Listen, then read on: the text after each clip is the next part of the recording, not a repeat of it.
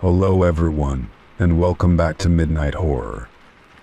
I know many of you use these videos to fall asleep, so before you drift off, I'd love it if you could leave a comment letting me know where you're listening from around the world. Also, don't forget to like and subscribe if you're enjoying the video. Story 1.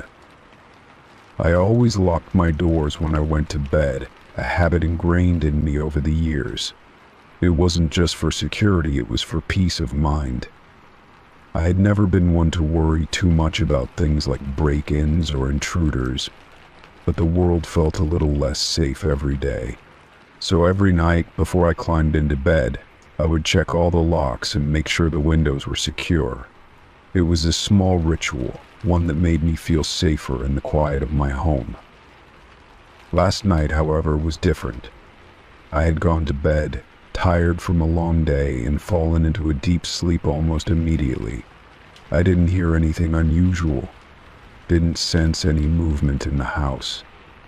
But when I woke up, the first thing I noticed was the chill in the air. My blankets were tangled around me, and there was an odd silence in the house. I sat up, rubbing my eyes, and that's when I saw that the front door was wide open. A wave of panic washed over me as I stared at the open doorway. The door, which I had locked just hours before, was now hanging ajar, the cold night air drifting in. My heart began to race as I tried to process what I was seeing. How could this happen? I was certain I had locked it. I never left the door unlocked, not even for a second. I immediately sprang out of bed, my feet cold against the floor, and rushed toward the door. As I neared it, I noticed something else. There was a note pinned to the door frame with a knife. The knife gleamed in the dim light, its handle wooden and old-fashioned, almost out of place. My mind raced as I tried to make sense of what was happening. Who would do this? Why would they leave a note? And why use a knife? I stepped closer, hesitant but compelled to see what the note said. I reached for the knife, my fingers trembling as I carefully removed it from the doorframe. The blade was cold to the touch, and I could feel the weight of it in my hand. I set it down on the table nearby and unfolded the note. The words were scrawled hastily, almost as if the person had been in a rush or was trying to get a message across quickly. It read, "I'm always watching." The handwriting was jagged, the letters uneven, as if they were written by someone in a hurry or under stress. My stomach dropped as I read those words again. The chilling message made no sense. Who was watching me? Why leave such an ominous note? My hand shook as I stared at it, my mind reeling with fear and confusion. I looked back at the door, my gaze shifting from the note to the empty street outside. It was still dark, and the streetlights flickered in the distance, casting long shadows. The silence was deafening. I couldn't shake the feeling that someone had been here inside my house, and they were still close. My heart pounded in my chest as I cautiously stepped out onto the porch, scanning the area for any sign of movement. But there was nothing. The street was empty, and everything seemed eerily still. I closed the door behind me, locking it once more, and took a deep breath. My mind was racing with questions, but there were no answers. How had someone gotten in? The locks were all intact, and there were no signs of forced entry. I had checked everything before bed. The only explanation was that whoever had been in my house had used a key, or had some way of bypassing the locks. That thought made my blood run cold. I couldn't imagine anyone having a key to my home, but the note, the knife, the open door, none of it made sense. I stood there for a few more moments, my eyes darting around, searching for anything unusual. The night was still, and there were no signs of life on my street. I didn't know whether to feel relieved or terrified. If whoever had been in my house was still nearby, I didn't know what they wanted or why they had left that note. But I knew one thing for sure: I wasn't going to sleep again tonight, not with the feeling that someone was watching me. lurking just outside my door. I went inside, locking the door behind me once more, and picked up the knife. It felt heavy in my hand, the weight of it strange and unfamiliar. I stared at it for a moment, wondering if it had any significance, if it was a message in itself. The blade was sharp, its edge glinting in the low light. But there was nothing on it, no fingerprints or markings to give me a clue about its origin. I placed it on the counter, unable to take my eyes off it. I knew I needed to call the police, but something held me back. What would I even say? That someone had left a note on my door. That they had entered my house and then disappeared without a trace. I decided to check the rest of the house, to make sure everything was still in order. I went room by room, flipping on the lights and looking for anything out of place. But everything seemed normal, nothing seemed disturbed. I checked the windows, the locks, and the doors again. It was as if whoever had been inside had left no trace, as if they had never been there at all. The only evidence that something had happened was the note, the knife, and the open door. By the time the sun began to rise, I had managed to calm myself enough to think more clearly, but the unease lingered, the constant weight in the pit of my stomach. I had no idea who had done this, or why, but I knew one thing for certain. I couldn't ignore it. I had to take action. I had to find out who was watching me, and why they had come to my home in the middle of the night. Until I had answers, I couldn't feel safe. And I couldn't go back to sleep, not while I was still wondering if the person who left that note was still out there, watching me from the shadows. Story 2. I had been staying at my friend Lily's house for a few days, enjoying the quiet escape from my usual routine. Her house was cozy, nestled on the outskirts of town, surrounded by thick trees that made it feel like we were in the middle of nowhere. We had spent the evening talking, catching up on everything, and eventually we both decided to head to bed. I settled into the guest room, which was tucked away on the second floor, while Lily went to her room down the hall. The house was silent, save for the occasional creak of the floorboards as the night deepened. I woke up in the middle of the night to a strange sound. At first it was faint, almost like a murmur. I tried to ignore it, thinking it was just my imagination playing tricks on me in the dark. But then, the sound grew louder, and I realized it was clear voices. Someone was talking downstairs. The voice was familiar, and it took me a moment to recognize it. It was Lily. But why would she be talking so late at night? I rubbed my eyes, trying to shake off the remnants of sleep, and decided to check. I quietly got out of bed, careful not to make any noise that would wake her if she was talking in her sleep. The house was dark, and the only sound I could hear was the soft hum of the refrigerator in the kitchen.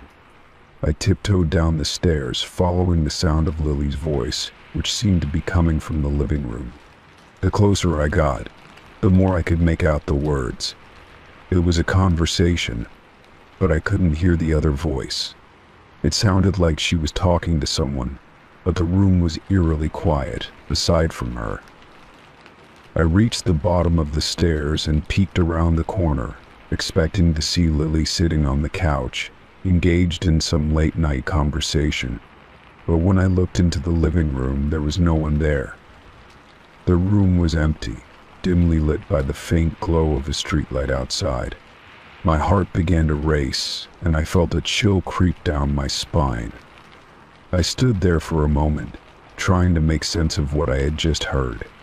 It was impossible Lily had been talking to someone, and yet the room was empty. I took a few hesitant steps into the room, scanning the shadows for any sign of movement. The furniture was exactly as I remembered. Nothing seemed out of place. I listened carefully, but the talking had stopped. It was eerily quiet now, and I could only hear the sound of my own breathing. I felt a strange unease settle over me, but I couldn't explain why. It was as if something had shifted, something I couldn't put my finger on. I turned to leave, still unsure of what had just happened, when I heard a soft creak from upstairs. It was faint but unmistakable, the sound of footsteps moving across the floor. My heart skipped a beat, and I froze, my breath catching in my throat. I knew Lily was asleep in her room, and yet I was hearing someone walk around. The footsteps grew louder, closer, and I quickly turned to head back upstairs. But as I reached the bottom of the stairs, I heard the unmistakable sound of a door creaking open from above. I felt my pulse quicken, and my instincts screamed at me to leave the house. I couldn't explain what was happening, but it was clear something was wrong. I hesitated, unsure of whether to confront whatever was going on, or to simply go back to my room and pretend nothing had happened. But I couldn't shake the feeling that I needed to know what was going on. I made my way back up the stairs, each step feeling heavier than the last. When I reached the top, I noticed that Lily's door was slightly ajar, just enough for me to see a sliver of light from inside. I approached her room cautiously, my mind racing with questions. Was she still asleep? Had she been talking in her sleep, and I had misheard it? I pushed the door open slowly, my breath shallow, and peeked inside. Lily was lying in her bed, completely still, her eyes closed as she slept peacefully. The covers were pulled up around her, and she looked as if she hadn't moved all night. I stood there for a moment, trying to process what I was seeing. She was sound asleep, and yet I had just heard her talking downstairs. I felt a strange unease settle in my chest, and I couldn't shake the feeling that something was very wrong. I turned away from her room and made my way back down the stairs, my mind spinning with confusion. I had heard her talking, and I had heard footsteps moving around the house. But when I checked, no one was there. It was as if I had imagined it all. But I knew what I had heard, and I couldn't shake the feeling that I wasn't alone in the house. The rest of the night passed in a blur, and I barely slept at all. Every little sound seemed amplified in the silence of the house. I kept hearing faint whispers, like the remnants of a conversation I couldn't quite make out. It felt like something was lurking just out of sight, waiting for me to notice. I tried to tell myself it was just my imagination, that I was tired and paranoid. But deep down, I knew something strange had happened. The next morning, I asked Lily if she had been up talking the night before. She looked at me with a confused expression, telling me that she hadn't left her room at all. She had been asleep the entire night, just like I had. I couldn't explain it, and neither could she. But the unsettling feeling lingered, and I couldn't shake the image of her talking to someone in the living room, even though I had seen her sound asleep in her bed. I stayed at Lily's house for a few more days, but I couldn't help but feel like I was being watched. The house felt different, as if the air was thick with something I couldn't see. I never heard the talking again, but I couldn't forget it. Something had happened that night, something I couldn't explain, and I wasn't sure I wanted to know the truth. Story 3. When I first moved into the house, everything seemed perfect. It was a quiet neighborhood, and the house had a charm that made me feel at ease. The backyard, though a bit overgrown, had a large shed at the far end, tucked behind some trees. I didn't think much of it at first, just a leftover structure from the previous owners, perhaps a tool shed or storage. It wasn't until I had been living there for a few weeks that I began to notice something strange. The shed was old, with peeling paint and a rusted lock on the door. I could see the faint outline of what looked like old shelves inside through the cracks in the wooden walls. I hadn't given it any thought, figuring it was simply part of the house's history. But one evening, as I was sitting in my living room reading a book, I heard something that made my blood run cold, a low, distant laugh. At first, I thought it was just my imagination or maybe a sound from the street. But then I heard it again, clearer this time. It was a strange, unsettling laugh that seemed to echo from the shed. I froze, staring at the window that overlooked the backyard. The laugh was unmistakable, like the sound of someone who was trying to stifle their amusement, but failing. My first instinct was to check the yard, but I hesitated. It could have been someone playing a prank, or maybe some kids nearby, but no one was supposed to be out there. The laughter continued for a few more seconds, and then it stopped as suddenly as it had started. I waited, my heart pounding, expecting to hear something else, but all I could hear was the faint rustling of leaves in the wind. Curiosity got the best of me, and I grabbed a flashlight from the kitchen and made my way outside. The air was cool, and the grass beneath my feet felt damp from the evening dew. As I approached the shed, I noticed how still everything seemed, the world around me quiet and motionless. I shined the flashlight through the gaps in the shed's walls, but all I could see were shadows. The door was locked, just as it had been when I moved in. No one could have gotten inside without a key, and I hadn't noticed anything unusual about the shed when I first arrived. I stood there for a few moments, my mind racing. Could it have been an animal, maybe a raccoon or some other creature making that sound? But the laughter sounded too human.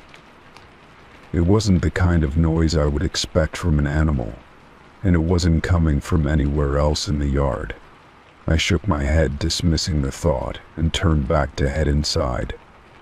But as I did, I felt the hairs on the back of my neck stand up. It was a sensation I couldn't quite explain, like I was being watched. The next few days passed uneventfully, but the incident with the laughter lingered in my mind.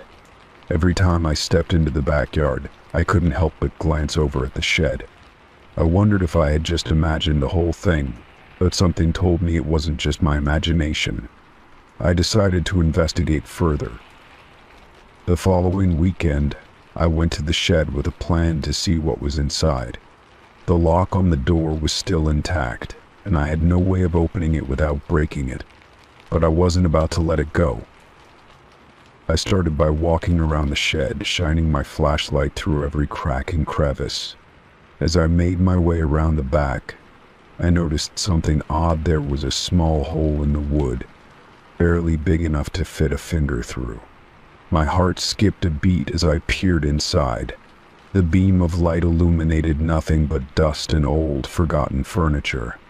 There was no sign of life, no evidence of anyone being inside. I felt a wave of relief wash over me, but it was short-lived. I had almost turned away when I heard the laughter again.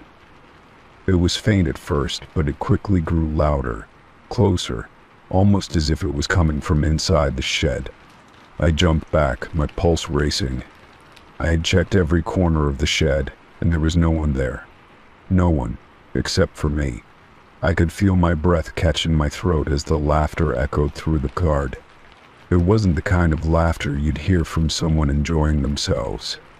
It was hollow, empty, like a voice from a place far beyond my understanding. I stood frozen, trying to make sense of it all. My mind raced, searching for an explanation, but there was none. I wanted to run, to get as far away from the shed as possible, but my feet wouldn't move. It was as if something was holding me there, forcing me to listen to the unsettling sound. Then, just as suddenly as it had started, the laughter stopped.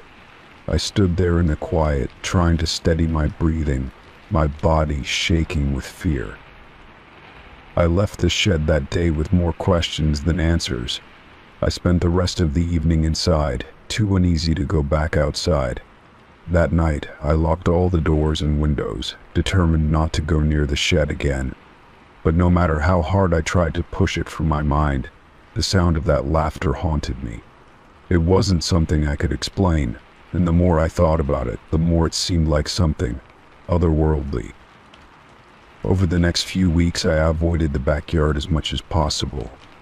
I didn't want to hear that laughter again, didn't want to find out what was really inside the shed. But the strange thing was, no matter how much I tried to stay away, the sound kept coming back. It wasn't every night, but it was enough to keep me on edge. The laughter would echo through the yard, chilling me to my core, and yet every time I went to check, there was never anyone there. The shed remained as silent as ever, its secrets locked away behind the rusted door. And no matter how hard I tried to forget, I couldn't shake the feeling that something or someone was waiting inside. Story 4. It had been a week since my family left for vacation, and the house was quieter than I was used to. The days stretched on, empty without the usual noise of my younger siblings arguing or my parents chatting about work. I had planned to use the time to relax and catch up on some reading, but something felt off. The house, though familiar, seemed eerily empty, as if it was waiting for something. The first postcard arrived on the second day. It was an image of a beach, the kind of sandy stretch of coastline that could be anywhere. But it wasn't the kind of place we'd been to recently. What caught my attention, however, was the handwriting on the back. It wasn't mine, nor was it anyone else's I recognized. It simply said, "I'm watching you. See you soon." My heart skipped a beat, and I shivered involuntarily. I had no idea who would send me something like that, especially while my family was away. I tossed the postcard aside, telling myself it was just some prank. Maybe one of my friends was messing with me, trying to get a reaction. But deep down, I couldn't shake the feeling that there was something more to it. I kept thinking about the message, how strange it was to receive a postcard when no one else knew where I was staying. After all, I hadn't told anyone I was home alone, and no one in my family had planned to send me anything. The next day, another postcard arrived. This one was from a small town I had never heard of. The image showed a quaint street corner, a set of old buildings that looked like they had been abandoned for years. Once again, the handwriting was unfamiliar, and it read, "I've been here all along. You're not alone." I stared at the card for a long time, my mind racing. I had never seen that place before. How could someone send me a postcard from a town I didn't even know existed? I tried to push the thought out of my head, convincing myself it was all just a coincidence. Maybe I had left my address somewhere, and someone had picked it up. But the more I thought about it, the less sense that made. Why would anyone send postcards from random places? And why would they write messages like that? The next few days passed uneventfully, but the postcards kept coming. Each one was from a different location. Some places I recognized, others I didn't. The photos were always of my house, taken from different angles. One showed the front yard, with the porch clearly visible in the foreground. Another showed the back of the house, the garden where my mom had planted roses. The final one, however, was taken from the street corner down the block, with the house in the distance, just barely visible behind the trees. The messages on the back of the cards were becoming more disturbing. "I'm closer than you think. I know what you did last summer. Don't look outside." With each new card, the sense of unease grew stronger. I started locking the doors at night, checking the windows to make sure everything was secure. But no matter what I did, the feeling that I was being watched wouldn't go away. I decided to call my parents, hoping to find some comfort in their voices. They answered right away, but I couldn't bring myself to tell them what was happening. I didn't want to worry them while they were on vacation, but at the same time I felt completely helpless. They were hundreds of miles away, and I was here, alone in the house, receiving postcards from someone who seemed to know everything about me. After hanging up with them, I sat in the living room, staring at the stack of postcards on the coffee table. I didn't know what to do next. I wanted to go to the police, but I didn't have any solid evidence. Just a stack of postcards with unsettling messages and photos of my house. I had no idea who was sending them, or why, but I knew I had to figure it out. That night, I decided to take matters into my own hands. I grabbed my phone and went outside, trying to take some photos of the area around the house. I was hoping that if someone was lurking nearby, I could catch them on camera. As I walked around the yard, I couldn't shake the feeling that I was being watched. The night air was thick with silence, and the only sounds were the rustling of the trees and the distant hum of traffic. Suddenly, I froze. I thought I saw something moving in the shadows, a figure standing just beyond the reach of the porch light. My heart raced as I stepped closer, my phone ready to take a picture. But when I turned on the flashlight and aimed it toward the spot, there was nothing there, just the empty yard stretching out in front of me. I quickly retreated inside, my hands trembling as I locked the door behind me. I sat in the living room, the lights off, the house feeling more oppressive than ever. I didn't know who was out there or what they wanted, but I couldn't ignore the feeling that they were getting closer. I checked my phone again, hoping to find some clue as to who was behind the postcards. But there was nothing. No calls, no messages, nothing. The postcards kept coming, each one more disturbing than the last. One showed the house from the street, with a shadowy figure standing in front of the door. The message read, "I'm right here." Another showed a close-up of the window where I'd been sitting earlier that day, with the words, "I see you now." I knew then that I wasn't just being watched, I was being hunted. Whoever was sending the postcards was getting closer, and I didn't know how much longer I could stay hidden. The house, once my sanctuary, had become a prison, and I had no idea how to escape. Story 5. I woke up to the familiar buzz of my phone on the nightstand. It was early, the kind of morning where the sun had just begun to peek over the horizon, casting a soft glow through the window. I groggily reached for my phone, blinking away the remnants of sleep.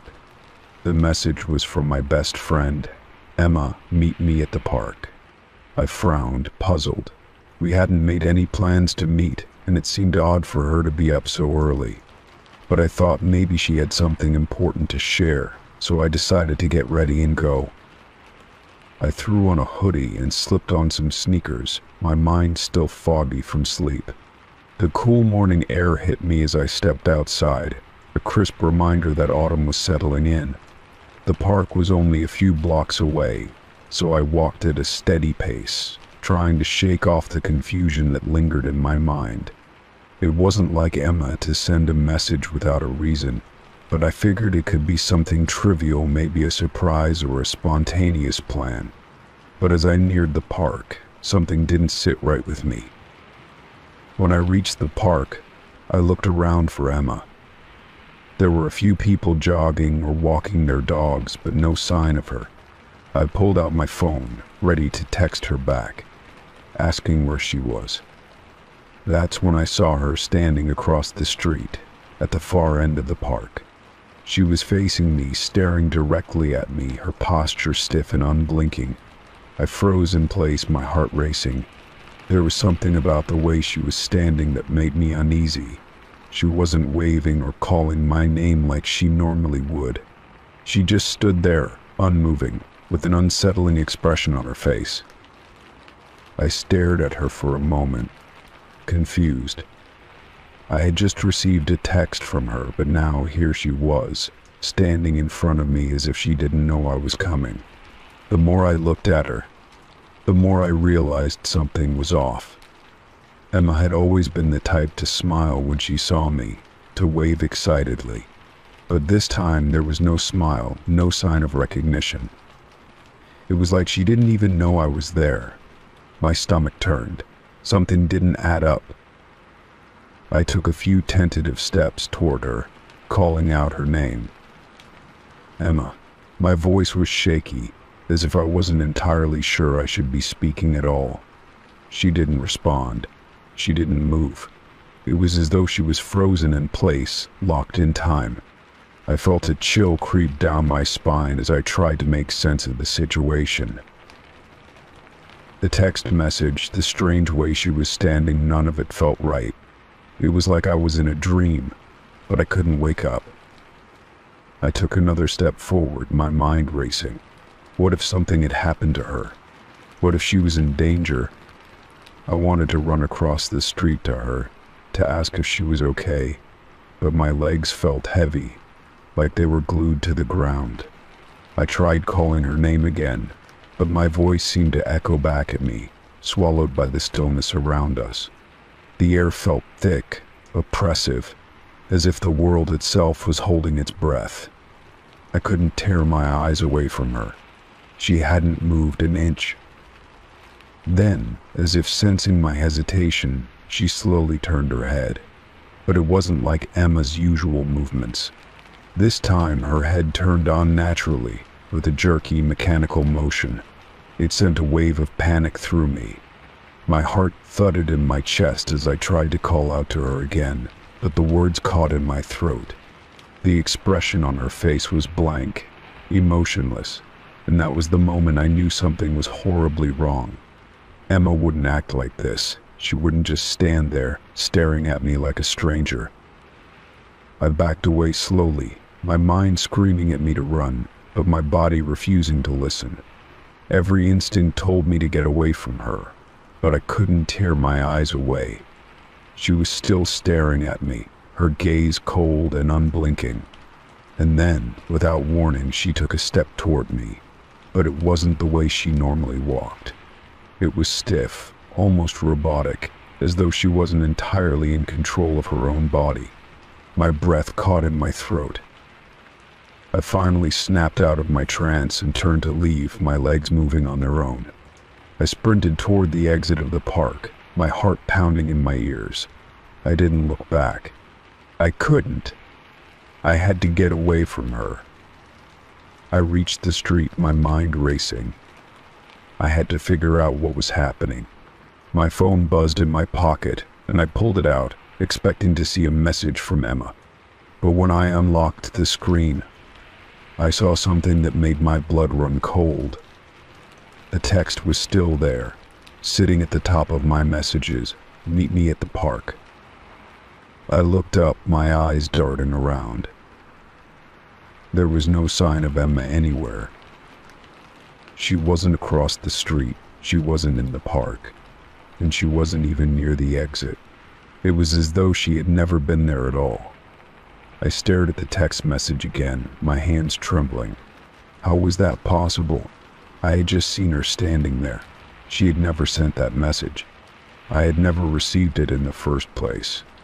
My stomach twisted in knots as the realization hit me like a freight train. Whatever I had seen at the park wasn't my best friend. It couldn't have been. I stumbled back home, my mind a whirlwind of confusion and fear. I had to know what had happened. I needed to figure out what I had seen, and why it felt like a nightmare that wouldn't end. I sat down on my bed, staring at the empty room around me. I wasn't sure what to believe anymore. Had it been a hallucination, a trick of the mind, or was something far darker at play? All I knew was that I couldn't shake the feeling that something was watching me, waiting for me to figure it out. And that terrified me more than anything else. Story 6. I was cleaning out my attic when I stumbled across an old photo album buried under a pile of forgotten boxes. It looked ancient, the cover worn and faded from years of neglect. I hadn't seen it before, and it didn't belong to anyone in my family as far as I knew. Curious, I opened the album, its pages creaking under my fingers, and began flipping through the pictures one by one.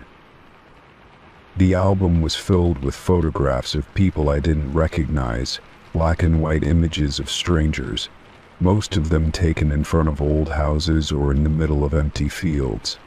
The further I went through the album, the stranger the pictures seemed.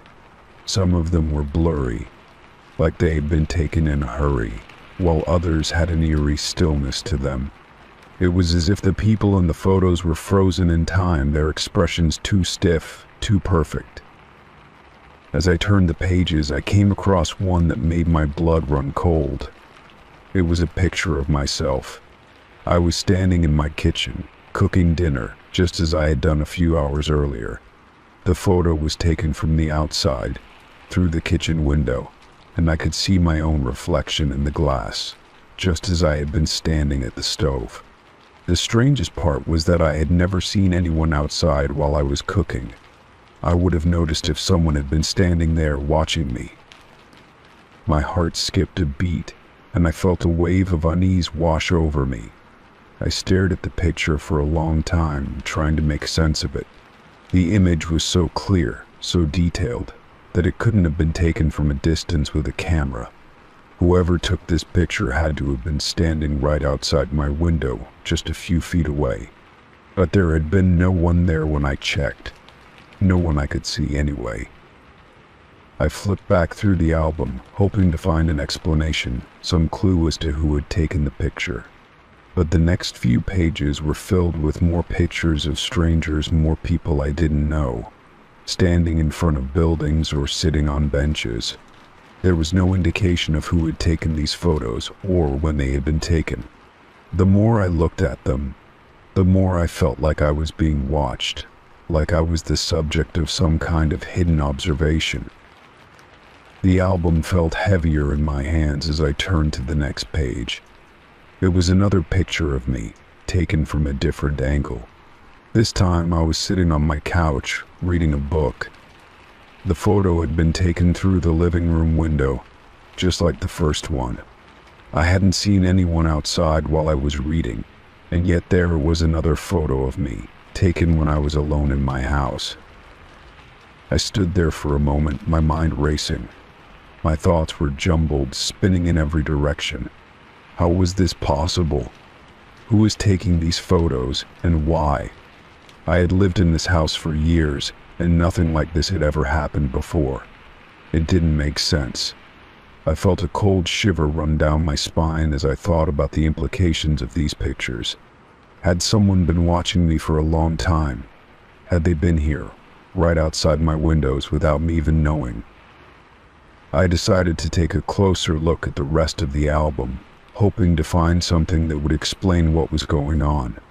But the more I flipped through the pages, the more unsettled I became.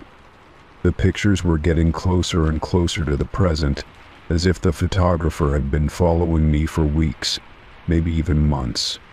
Some of the photos were of places I had visited recently, places I hadn't told anyone about. There was a picture of me walking through the park last week, taken from behind a tree. Another one of me at the grocery store, my cart filled with food, taken from across the parking lot. Each photo was more disturbing than the last, each one showing me in places I had been, doing things I had done, but taken without my knowledge. I could feel my heart racing in my chest as I flipped through the pages. The thought of someone tracking my every move, capturing my most private moments without me knowing, made me feel sick. I slammed the album shut, my hands trembling. I didn't want to look at it anymore. I didn't want to know who had taken these photos or why they had been taken. But then something caught my eye. It was a photo stuck to the back cover of the album, one that I hadn't seen before. I pulled it free, and as soon as I saw it, my blood ran cold. It was a picture of the front of my house, taken from across the street. There, standing in the front yard, was a figure someone I didn't recognize, wearing a dark coat and a wide-brimmed hat. The figure was standing perfectly still, staring directly at the camera. The most unsettling part was that the photo was taken just a few hours ago, around the time I had found the album in the attic. I felt a wave of panic rise in my chest. I had been alone in my house when I found the album. No one had come to the door, no one had knocked. How could someone have taken that photo without me noticing? And who was the person in the picture, standing in front of my house, watching me? I grabbed my phone and dialed the police, my hands shaking as I explained the situation. I didn't know who to trust, but I knew I needed help. The officer on the other end of the line assured me they would send someone to investigate, but deep down, I knew that this was no ordinary case. Whoever had been watching me, Whoever had taken these photos was still out there, and they knew exactly where I lived. Story 7. I was home alone that evening, enjoying the quiet of an empty house. It was one of those rare nights where everything felt still, the kind of night where you can hear every little creak of the house settling. I had just finished dinner and was curled up on the couch, watching a movie, when I first heard it. A faint voice, barely audible, called my name from upstairs. At first, I thought it was just my imagination playing tricks on me. Maybe I had heard a neighbor's voice through the walls or a sound from the street outside. But the more I thought about it, the more the voice sounded like it was coming from inside the house. I froze, my heart racing as I strained to listen. "Hello?" I called out, but there was no answer. The voice came again, a soft whisper of my name, clearer this time, but still distant. "It's just a house," I muttered to myself, trying to convince myself that I was just hearing things. I stood up, my legs feeling heavy, and made my way toward the stairs. The house was eerily quiet now, the only sound being the faint hum of the refrigerator in the kitchen. I checked every room upstairs, opening doors and peeking into closets, but I found nothing. No sign of anyone, no indication that anything was amiss. My heart began to pound harder as I slowly made my way back down the stairs, the voice still echoing in my mind. The house was completely empty, so where was the voice coming from? As I reached the bottom of the stairs, I paused, listening carefully. The house felt strangely cold, even though the thermostat was set to a comfortable temperature. I turned toward the hallway, feeling a chill run down my spine. That's when I heard it again. "Sarah." My name this time more insistent but still faint. It was as though the voice was coming from behind the walls, muffled and distant. I stood there for a moment, my mind racing, trying to make sense of it. There was no one in the house. No one could be up there. I hesitated for a moment, unsure of what to do. Should I call someone? The thought of going upstairs alone made my stomach twist with unease, but I couldn't just ignore it. The voice was too real, too clear.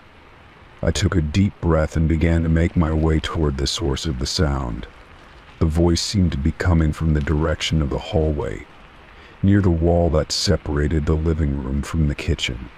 I stood in front of it, my hand trembling as I pressed my ear against the cold plaster. The voice came again, barely a whisper but unmistakable. "Sarah, help me." My breath caught in my throat. I pulled away from the wall, feeling a wave of panic wash over me. This wasn't normal. There was no way someone could be upstairs or behind the walls. I quickly ran through all the logical explanations in my mind. Could it be an old recording? Could it be a prank? But nothing seemed to make sense. The voice wasn't static or distorted. It was real, and it was coming from inside my house. I ran to the kitchen and grabbed my phone, quickly dialing my best friend. She picked up on the second ring, sounding groggy. "Sarah, what's wrong?" Her voice was thick with sleep. I don't know what's happening," I stammered, my voice shaking. "There's someone in the house. I keep hearing my name. It's like it's coming from the walls." I could hear her breathing on the other end, a slight pause before she responded. "Are you sure you're okay? Maybe you're just hearing things. Are you sure no one's there?" Her words did little to ease my nerves. I couldn't explain it, but I knew something was wrong. I hung up and tried to steady my breathing, pacing the hallway. The voice was gone, but the feeling of unease lingered, like something was watching me. I looked around, half expecting someone to jump out from behind the walls. I knew I needed to do something. I couldn't just stand there and wait for whatever was happening to escalate. With a shaky breath, I decided to check the basement. Maybe it was something down there, something I had missed before.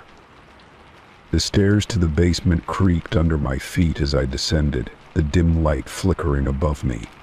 I paused at the bottom of the stairs, listening. The house was eerily silent now. No voices, no sounds of any kind. I stepped further into the basement, my flashlight illuminating the shelves of old boxes and forgotten belongings. The voice hadn't come from here, but I couldn't shake the feeling that I was being drawn to the darkness. It felt as though the house itself was holding its breath, waiting for something to happen. I made my way back upstairs, heart racing, every creak of the floorboards amplifying the tension in the air. I walked back toward the hallway where the voice had been coming from earlier, but everything was quiet now. It felt almost like a dream, like I had imagined the whole thing. But the memory of the voice was too vivid, too real. I pressed my ear against the wall again, hoping for some sign that it was all just in my head. And then, there it was again. Sarah, the voice, faint and distant, came from somewhere behind the wall. My blood ran cold. It wasn't my imagination. It wasn't a prank. Something was in the walls, something that knew my name. I backed away quickly, my pulse racing as I looked around the house. There was no way anyone could have gotten in. The windows were locked, the doors secure. But the voice was still there, still calling to me from behind the walls. I grabbed my phone again, this time dialing the police. I tried to explain the situation, my voice trembling as I told them about the voice and the strange sounds. They promised to send someone over right away, but as I hung up, I felt an overwhelming sense of dread. The voice had stopped for now, but I couldn't shake the feeling that it would come back, that whatever was in the walls wasn't finished with me yet. I could only wait, hoping that when the police arrived, they would have answers. But deep down, I knew the truth. Whatever was in this house was not going to let me go so easily. Story 8. I had been out for most of the day, running errands and meeting a friend for lunch. It was the kind of day that felt ordinary, but when I arrived home, I was greeted with an unsettling sight. The front door was slightly ajar, and a trail of muddy footprints led from the entrance, up the stairs, and toward the hallway. My heart skipped a beat as I stood frozen on the porch, trying to make sense of what I was seeing. I took a deep breath, trying to steady my nerves, and stepped inside. The smell of damp earth lingered in the air, but there was no sign of anyone. I cautiously followed the trail of muddy footprints, each step feeling heavier than the last. The footprints were fresh, the mud still wet and dark, and they seemed to lead directly to the staircase. It was as though someone had come inside, walked through the front door, and then made their way up to the second floor. I hesitated at the base of the stairs, my mind racing. Could someone have broken in? The thought of a stranger being inside my house, possibly rifling through my things, made my stomach churn. But there was no sound, no sign of forced entry, and the house seemed eerily quiet. I swallowed my fear and began to climb the stairs, each step creaking under my weight. My eyes darted from one side of the hallway to the other, expecting to see anything that would explain the trail of footprints. When I reached the top of the stairs, I was met with a sight that made my blood run cold. The door to my bedroom was wide open. I hadn't left it like that. I always made sure to close it before leaving, and yet there it was, swinging gently on its hinges. My first instinct was to rush inside, to check if anything was out of place, but I held myself back. Something didn't feel right. The muddy footprints continued, leading right to the door, but the room beyond appeared still and undisturbed. I took a few tentative steps toward the door, my heart pounding in my chest. As I crossed the threshold, I quickly scanned the room. Everything seemed to be exactly as I had left it. The bed was made, the dresser drawers were closed, and the window was still shut. There was no sign of a struggle, No items out of place, nothing that would suggest anyone had been inside. It was as though the trail of muddy footprints had led me to an empty room, with no explanation for how or why they had appeared. I turned around and walked back to the hallway, my mind spinning with confusion. I couldn't shake the feeling that something was wrong, but there was no tangible evidence to support it. The footprints had come from somewhere, and they had led directly to my bedroom, but whoever had left them was nowhere to be found. I glanced back at the stairs, wondering if I had missed something, but the house remained eerily silent. I checked the rest of the house, moving room by room, but everything seemed to be in order. The kitchen was untouched, the living room exactly as I had left it. There were no signs of a break-in, no signs of anyone having been here at all. It was as though the footprints had simply appeared out of nowhere, leading me to my bedroom and then vanishing. I stood in the middle of the living room, trying to make sense of it all, but the more I thought about it, the more questions arose. Who had left the footprints? How had they gotten in? And why had they only gone upstairs to my bedroom and then disappeared without a trace? I had lived in this house for years, and nothing like this had ever happened before. I tried to convince myself that there was a rational explanation. Maybe I had left the door open by accident. Maybe the footprints had come from the rain, but deep down, I knew something wasn't right. I checked the locks on all the doors and windows, but everything was secure. The muddy footprints were the only clue, and they led to nowhere.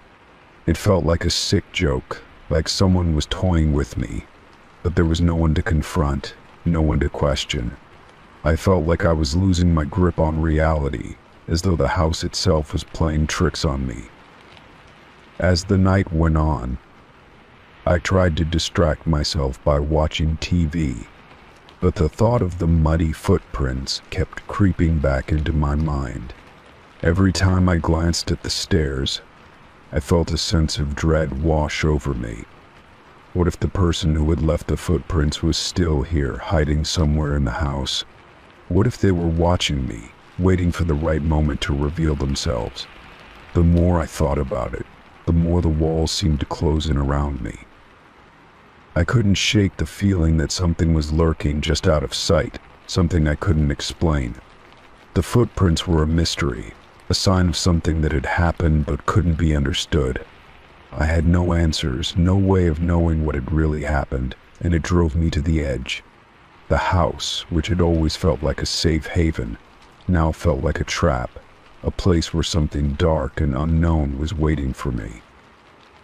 Eventually, I decided to leave for the night. I couldn't stay there any longer, not with the memory of those muddy footprints haunting me. I grabbed my keys, locked the door behind me, and drove to a friend's house. I spent the night there, trying to forget about what had happened, but the images of the footprints, the open door, and the empty room stayed with me. The next morning I returned to the house, determined to find some answers. The muddy footprints were gone, wiped away by the rain or by time. There was no trace of them, no sign of anyone ever having been there.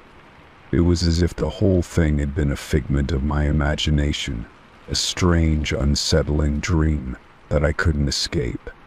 But deep down, I knew it wasn't just a dream.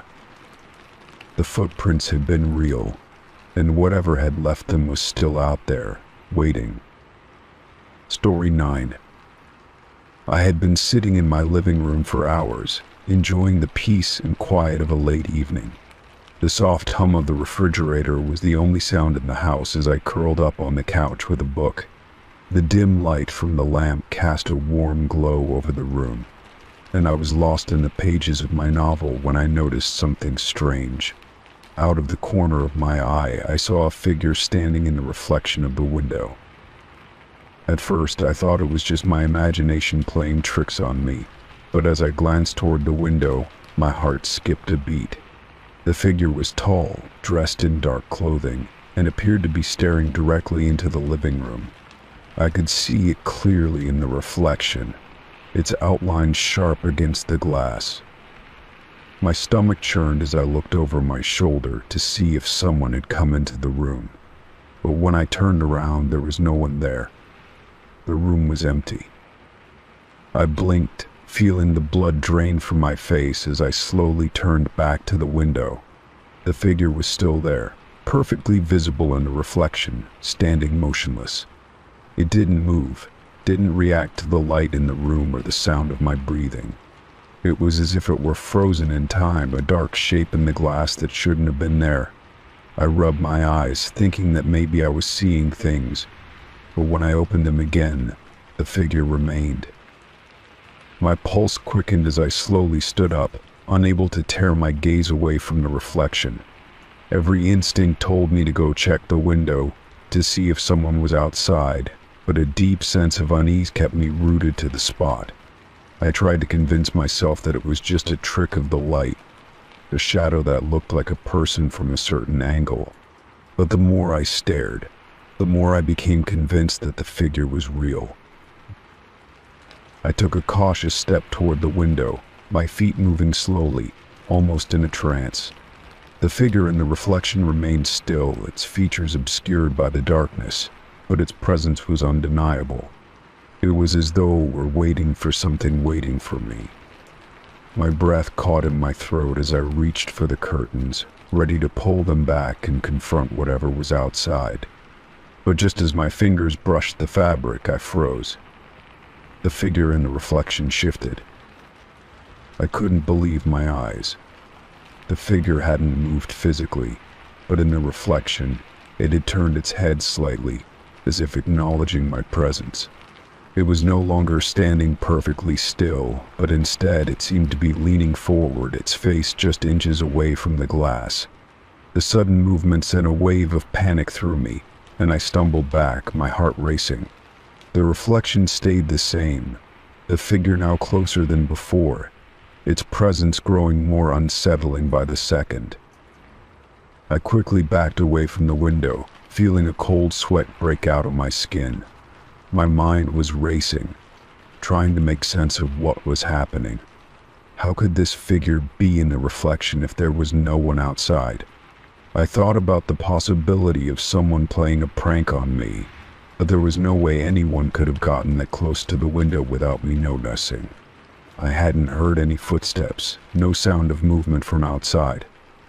The silence in the house was deafening. I grabbed my phone from the coffee table and quickly dialed a number. My hands were shaking as I pressed the buttons, my mind a whirlwind of fear and confusion. As the phone rang, I kept my eyes locked on the reflection, half expecting the figure to vanish. But it didn't. It remained there, staring into the house, its dark eyes seeming to bore into me. The call went to voicemail, and I cursed under my breath, hanging up quickly. I couldn't stay in the room any longer. I turned and ran toward the door, intending to check the outside of the house and see if someone was hiding in the yard. But as I reached for the door handle, I stopped. The reflection in the window had changed again. This time the figure wasn't standing anymore. It was moving. It was walking toward the window, its slow, deliberate steps matching the motion of my own heart, which seemed to be pounding louder with each passing second. The figure in the reflection didn't seem to be walking normally. Its movements were jerky, unnatural, as though it were struggling to move at all. It was as if it were trapped in the glass, unable to step out into the real world, but still trying to reach me. I could feel the hair on the back of my neck stand up, my legs weak with fear. I wanted to open the door and run outside, but I couldn't move. My feet felt like they were glued to the floor, my body paralyzed by the growing sense of dread. I was no longer just afraid of the figure, I was terrified of what it might do if I opened that door. I backed away slowly, never taking my eyes off the reflection. The figure's face was now fully visible in the glass, though its features were distorted and shadowed. It wasn't a human face, not entirely. It had the shape of a person, but there was something off about it. Its eyes were too large, its mouth stretched into a twisted grin that didn't belong. I could feel its gaze on me, the intensity of it seeping through the glass, sending a chill down my spine. I turned away from the window, my heart racing as I stumbled back toward the living room. I grabbed my phone again, my hands trembling as I tried to call someone, anyone, to come over. But when I looked back at the window, the reflection was gone. The figure had vanished, leaving nothing but the dark glass behind. I rushed to the window and pulled back the curtains, my breath catching in my throat. Outside, there was no one there. The yard was empty, the night still and silent. I stood there for a long moment, staring out into the darkness, trying to make sense of what I had just witnessed. My reflection stared back at me in the glass, calm and unthreatening. But I couldn't shake the feeling that something had just been watching me, something that wasn't human. Something that was still out there, waiting. Story 10. I had just finished dinner when my phone buzzed on the kitchen counter. It was a number I didn't recognize, but I decided to answer anyway, figuring it might be something important. As soon as I pressed the phone to my ear, I was greeted with nothing but heavy breathing. The sound was slow, deliberate, almost like someone was trying to mask their presence. But it didn't stop the chill that ran down my spine. I waited, my heart pounding in my chest, expecting some kind of explanation, but the breathing continued uninterrupted. It wasn't until the breath seemed to get louder, as if the person was getting closer, that I finally pulled the phone away from my ear. I glanced at the screen, half expecting to see a name or a message that would explain the situation. But there was nothing, just an unknown number, and the same eerie silence on the other end. My fingers hovered over the screen, uncertain of what to do next. I debated hanging up, but the breathing was so unnerving that I didn't want to make a sudden move. Slowly I ended the call, the sound of the phone clicking off filling the quiet room. I took a deep breath, trying to calm myself. But something didn't sit right. It wasn't just the call that was unsettling, it was the silence that followed. I hadn't heard anything like it before, no voice, no sound of movement, just that slow, steady breathing. I tried to shake it off, convinced that it was just some prank call or a glitch in the system. But as I turned to walk back to the living room, something caught my eye through the window. At first, I thought it was just a trick of the light, but as I stared at the dark silhouette sitting outside my front door, my stomach dropped. There was someone standing at my door, perfectly still, their outline barely visible in the dim light from the street lamp. My pulse quickened, and my mind raced. I hadn't heard anyone approach the house. I hadn't heard footsteps or a car pulling up. I was certain I hadn't seen anyone when I glanced out the window just moments before. But now there was someone there, and the longer I stared, the more I realized they weren't moving. They were just standing there, watching. I backed away from the window, my mind spinning with possibilities. Who could it be? Was it someone I knew, playing a prank? I felt my heart race in my chest as I moved toward the door, debating whether I should call the police. But before I could reach for my phone, a soft knock echoed from the front door. It was barely audible, but it sent a wave of panic through me. Whoever was outside knew I was inside, and they wanted me to know they were there. I froze in place, the fear creeping over me like a cold fog. The knock came again, louder this time, more insistent. My hand hovered over the doorknob, but I couldn't bring myself to open it. My mind screamed at me to stay inside, to not give in to whatever was out there. I backed away from the door, my breathing shallow, and glanced around the room. Everything felt wrong, like the house was closing in on me. I picked up my phone and dialed 911, my fingers trembling as I waited for the line to connect. The dispatcher answered almost immediately, her voice calm but concerned. I explained the situation, my voice cracking as I told her about the phone call and the figure at my door.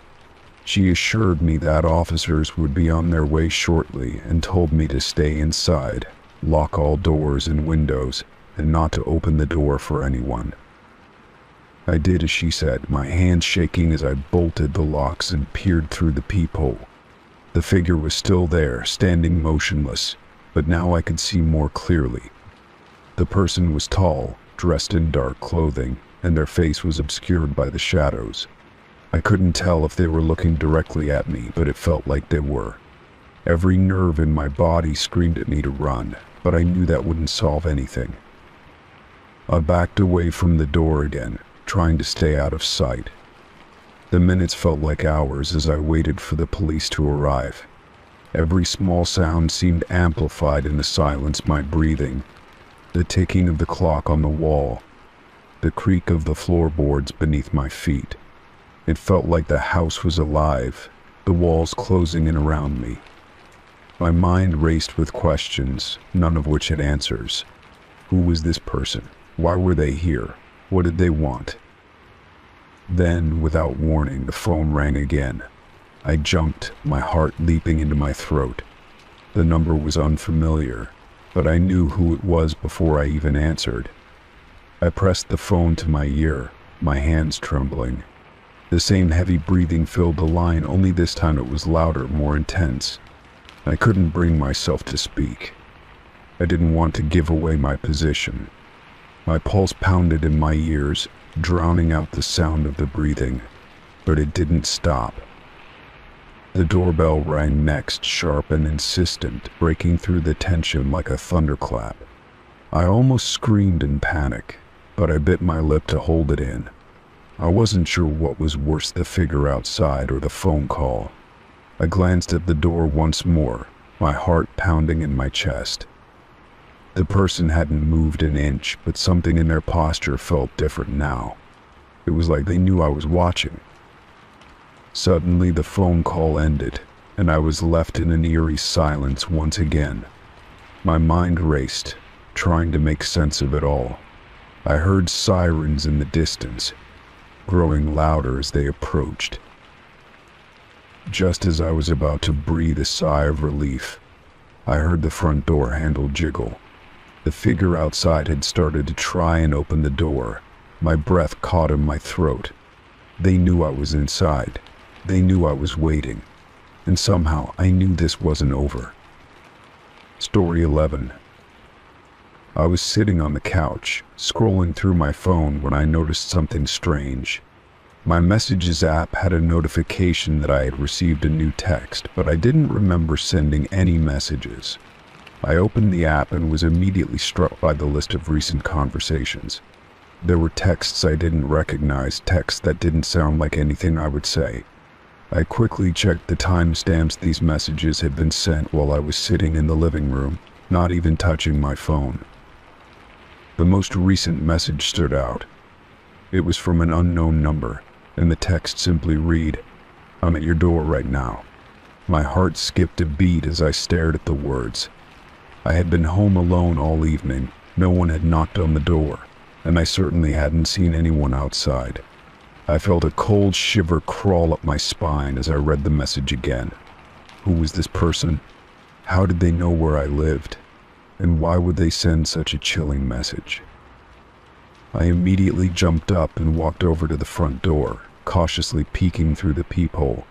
The porch light was on, and the small space outside my door appeared empty. My mind raced with possibilities. Could this be some kind of sick joke? Or was someone really out there watching me? I took a step back from the door, trying to steady my breathing. I couldn't shake the feeling that I was being watched, but there was no sign of anyone outside. My phone buzzed again, and I quickly checked it, hoping for some clarity. The new message made my blood run cold. "I see you standing by the door." My hands trembled as I gripped the phone, my thoughts spiraling. How could they know I was by the door? I hadn't said anything out loud, and the house was completely silent. I felt a surge of panic. I hadn't heard any footsteps, no cars pulling up, no movement outside. The only thing I knew for sure was that someone was watching me, and I didn't know who or why. I quickly texted back, hoping to get some sort of response that might explain what was happening. Who was this? What do you want? But I got no reply. I stood frozen in place, my phone clutched tightly in my hand, trying to make sense of the situation. The silence in the house felt suffocating, and every creak of the floorboard seemed to echo in the stillness. I considered calling the police, but I hesitated. What could I tell them? That someone was texting me from an unknown number, claiming to be at my door. It seemed too absurd, too unreal. I wasn't sure if they would take me seriously. I paced back and forth, glancing nervously at the front door every few seconds. I thought about the messages I had seen earlier, the ones I didn't remember writing. I checked my phone again, scrolling through the texts. There were conversations with friends, some casual, others more serious, but none of them seemed out of place, except for the ones from this mysterious number. My mind raced as I tried to think of any possible explanation. Had someone hacked my phone? Was I being pranked? But none of it made sense.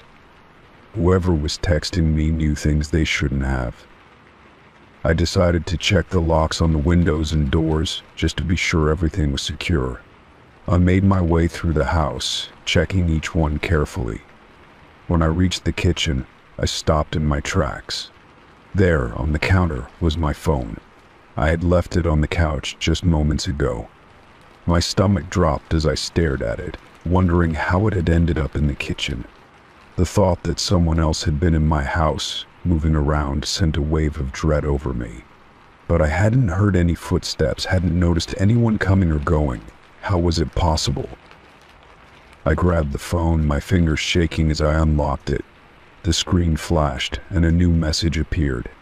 I'm inside now. I froze. My mind screamed at me to check every room, to make sure I wasn't being watched, but my body refused to move. My eyes darted around the house, scanning for any sign of movement, any shadow that shouldn't be there. But everything was still. This silence was unbearable. The kind of silence that made you feel like something was lurking just out of sight. I cautiously walked toward the living room, glancing over my shoulder every few seconds. My heart raced in my chest, and every nerve in my body was on high alert. I reached the living room and stopped in my tracks. There, sitting on the couch, was my phone exactly where I had left it. The same phone that had just been in the kitchen. My head spun with confusion. Had I imagined it? Had I been so freaked out that I had moved it without realizing? I turned back to the front door, my mind still reeling from the bizarre series of events. I had to know what was going on. I had to confront whoever was behind this. I stepped closer to the door and hesitated, my hand hovering over the handle. I couldn't bring myself to open it. I had no idea who was on the other side or what they wanted, but the thought of facing them sent a wave of fear through me. I couldn't stay here, not like this. I grabbed my phone, prepared to call the police, but just as I started dialing, the front door creaked open by itself. My heart leaped into my throat, and I backed away from the door, my breath catching in my chest. The door slowly swung open, revealing the empty hallway outside. There was no one there. No sign of anyone standing in the doorway. I stared at the empty space, my mind racing. Had they been here? Were they still here? The text had said they were inside. But where were they now? I stood there for a moment, paralyzed by fear, before I made my decision. I ran to the back door, flung it open, and bolted into the yard. I didn't stop running until I reached the neighbor's house, my heart pounding in my chest. I knocked frantically, and they let me in. I told them everything, my voice shaking with fear. As I looked back toward my house, I couldn't shake the feeling that someone was still watching me, waiting in the shadows.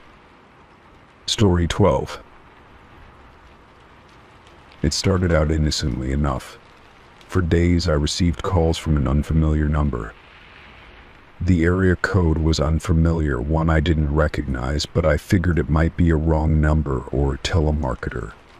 When I answered, all I heard was static, loud, crackling noise that filled the line, followed by an eerie silence. At first I thought it was a glitch or a poor connection, but when the calls kept coming, one after the other, I began to feel uneasy. I tried ignoring the calls, letting them go to voicemail, but it didn't help. The phone would ring at all hours, even in the middle of the night. Every time I answered, the static was there, and no matter how long I waited, no one ever spoke. The silence was deafening, the crackling of the line sending a chill down my spine. It felt as if someone or something was waiting for me to speak first, but I never did. After a few days, I couldn't take it anymore. The constant ringing was driving me mad. I went online and searched for solutions, but nothing seemed to explain what was happening. Some people said it was a malfunction with the network, while others suggested it might be a prank call or some sort of automated system. None of it made sense, but I knew one thing for sure. The calls weren't going to stop on their own. I decided to change my number, hoping that would put an end to the mystery. I went to the phone company and requested a new line, hoping for some peace of mind. For a while, everything seemed fine. The calls stopped, and I felt a sense of relief wash over me. I could finally sleep without the ringing of the phone interrupting my nights. But even though the calls had ceased, something strange lingered. Late at night, when the house was quiet, I would hear a faint static noise in the background, as if someone were still trying to reach me. It wasn't as loud as the phone calls had been, but it was there, like a soft hum that seemed to follow me. I dismissed it at first, thinking it was just my mind playing tricks on me. Maybe it was just the silence of the night, or the hum of electronics in the house. But as the days passed, the static persisted. It wasn't coming from any device in my house, at least not any that I could find. I checked my phone, my computer, even the television, but everything seemed fine. Still, that low static noise would occasionally fill the air, like a distant echo from a phone call that had never truly ended. One night, the static was louder than usual. I was lying in bed, trying to fall asleep, when I heard it clearly. It started as a faint buzz, but it quickly grew louder, as if someone was holding a phone up to my ear, only the call never came through. My heart began to race as I sat up, trying to locate the source. I looked around the room, but there was nothing out of the ordinary. The room was still, the air thick with a hum of static that seemed to vibrate in the silence of the night. I couldn't ignore it any longer. I felt as though something was trying to reach me, something I couldn't understand. I checked my phone once more, just to make sure it wasn't something with the settings. The screen was blank, and there were no notifications. I turned off the phone, hoping the silence would return, but the static didn't stop. It lingered in the background, a constant presence in the otherwise quiet night. It was as if the call had never ended, as if the person or thing on the other end was still waiting for me to pick up. The next morning, I tried to shake it off.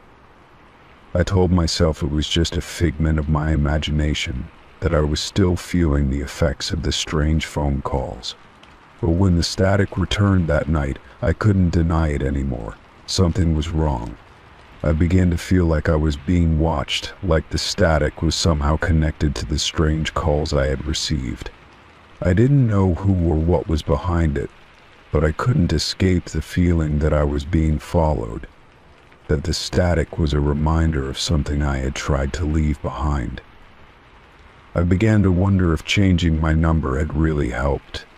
Maybe the calls had stopped, but what if the source of the static was still out there, waiting for me to notice?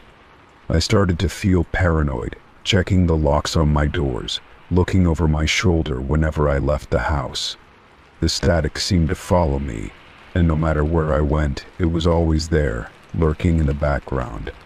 It was as if something had attached itself to me, like a shadow that I couldn't shake.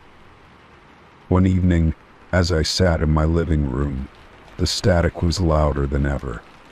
It seemed to fill the room, and I could feel my heart racing as I looked around, trying to pinpoint where it was coming from. I turned off every electronic device in the room, but it didn't stop. The noise was still there, faint but unmistakable. It was as if the static had become a part of the air, a constant hum that filled the silence. I felt like I was losing my grip on reality, as if the world around me was slipping away. I tried to confront it, to call the phone company again and ask for help, but they couldn't offer any explanation. They insisted there was nothing wrong with the network and that I was just imagining things. I knew that wasn't true. I had heard the calls and I had heard the static. It was real, and it was happening to me. I couldn't shake the feeling that whatever had been on the other end of those calls was still out there, still trying to reach me, and I had no idea what it wanted. The static continued to haunt me, night after night. It became a constant presence in my life, something I couldn't escape. I stopped answering my phone altogether, afraid that the calls would start again. I even started sleeping with my phone turned off, hoping that the silence would finally return. But no matter what I did, the static was always there, a reminder that I was not alone, even in the stillness of the night. I didn't know what to do anymore, and I didn't know how to make it stop. All I could do was wait and hope that one day, the static would finally fade away. Story 13. When I first moved into the apartment, everything seemed perfect. It was in a quiet neighborhood, the building was old but well kept, and the rent was reasonable for the area. The apartment itself was cozy, with high ceilings and large windows that let in plenty of natural light. I didn't think much about the thin walls at first, after all. It was a typical apartment building, and I had lived in places like this before. But it wasn't long before I began to notice something strange. At night, when the building settled into its usual silence, I would hear faint noises coming from the walls. At first, I thought it was just the sound of the building creaking or the plumbing pipes shifting. But as the days went by, the sounds grew more distinct. It wasn't just the occasional bump or groan, it was like someone was talking on the other side of the wall. I could hear muffled voices, but they were too quiet to make out the words. It felt like someone was having a conversation right there, just out of earshot. I tried to dismiss it at first, assuming it was just the neighbors next door or someone on the floor above. I could hear the occasional murmur through the thin walls, but nothing unusual. Still, something about it bothered me. The voices sounded so close, as if they were coming from inside my own apartment.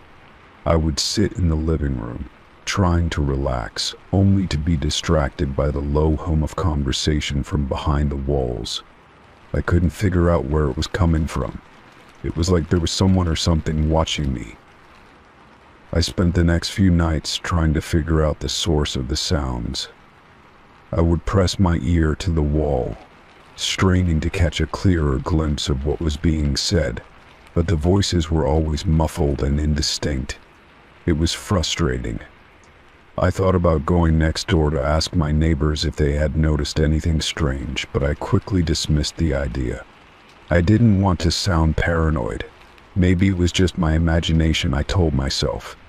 Maybe the walls were thinner than I thought, and I was just hearing the normal sounds of the building settling. But then the voices started to change. At first they had been soft and distant, like background noise, but now they were clearer, almost like whispers. I could hear snippets of conversation, but the words were still too muffled to understand. It was like someone was deliberately trying to be quiet, but they weren't being quiet enough. I would lie in bed at night, unable to sleep, listening to the soft murmurs coming from the walls. It felt like someone was in the room with me, watching me, waiting for me to hear them. One evening as I sat on the couch, I heard a loud thump coming from the wall behind me.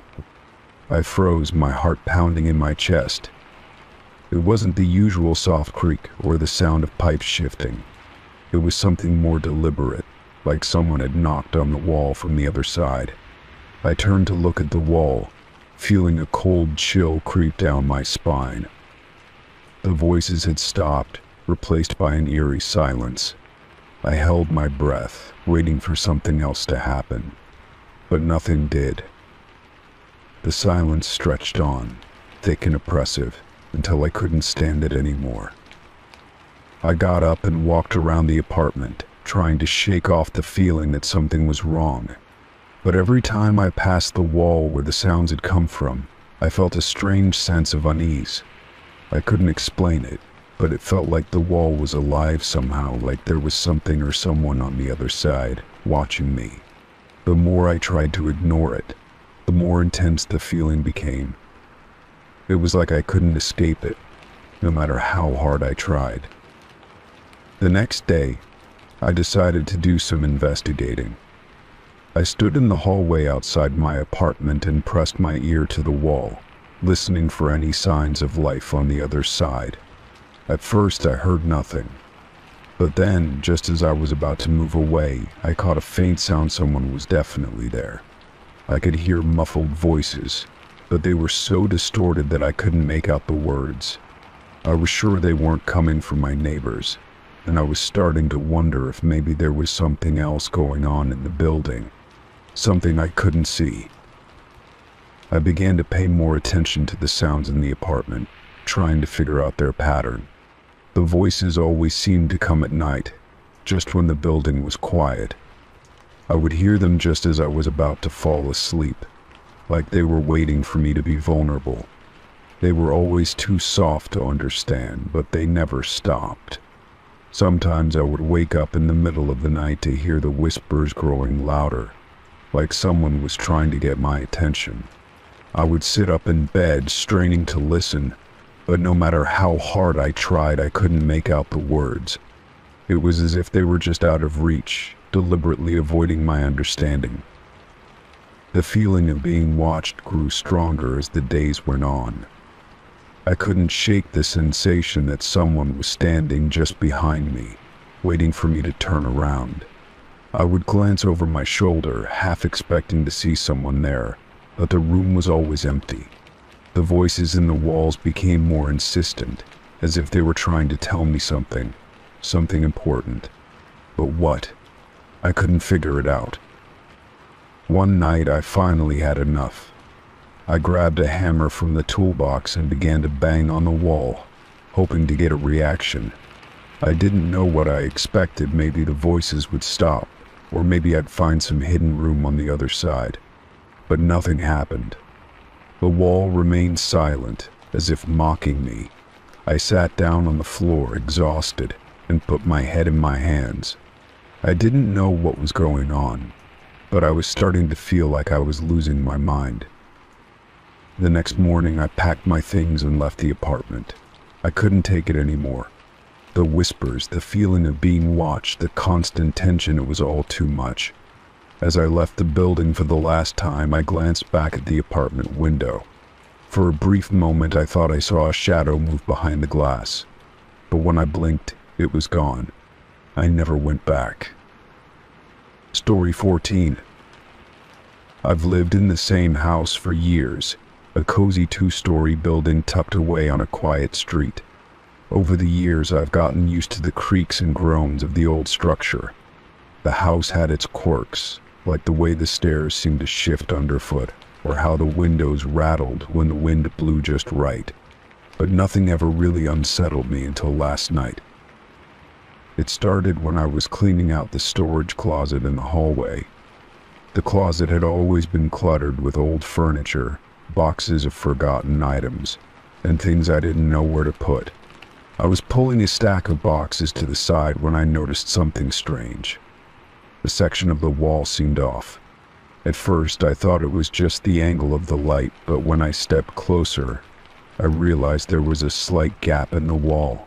just big enough for my hand to fit through. Curious, I pushed against the wall, half expecting it to be some kind of illusion. But to my surprise, the wall gave way. It wasn't solid like the rest of the house. The section, when pushed on, shifted inward, revealing a narrow opening that led to a small, hidden room. My heart skipped a beat.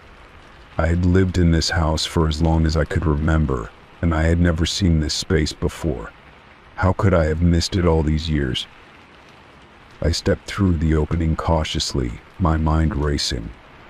The room was small and dimly lit by the faint glow of a light bulb that hung from the ceiling. Dust hung thick in the air, and the floor was covered in a layer of grime.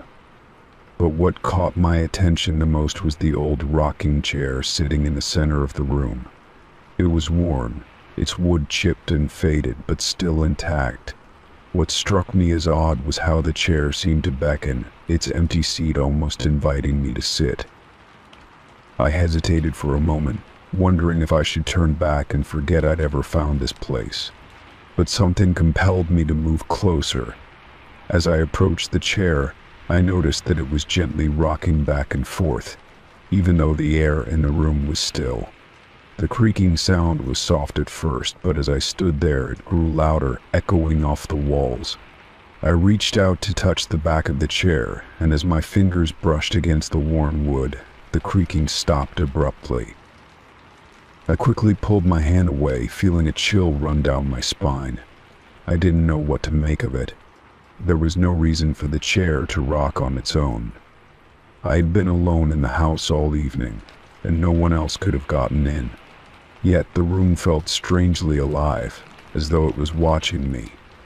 I felt a sudden unease, the hairs on the back of my neck standing on end. I turned to leave, but something stopped me. The door, the one I had just come through, was now completely sealed.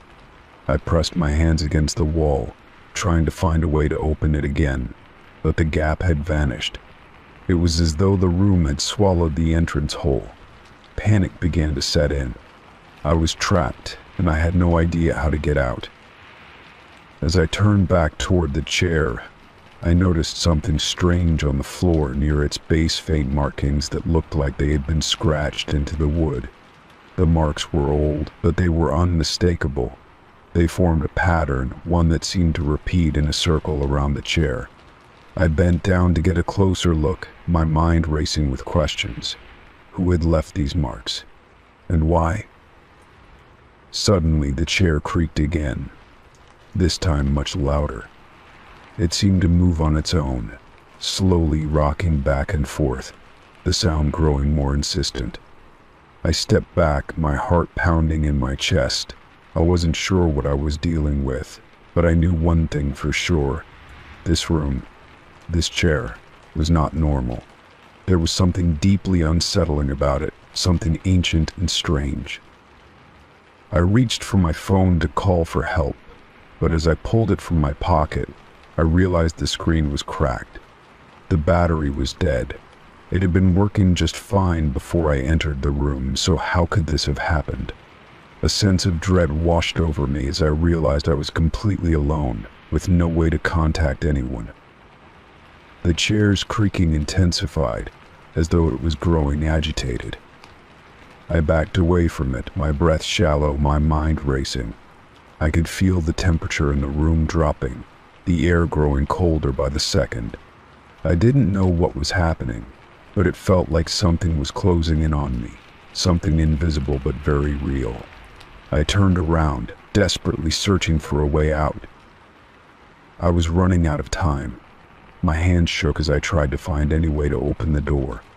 I tried pushing against the wall again, but nothing happened.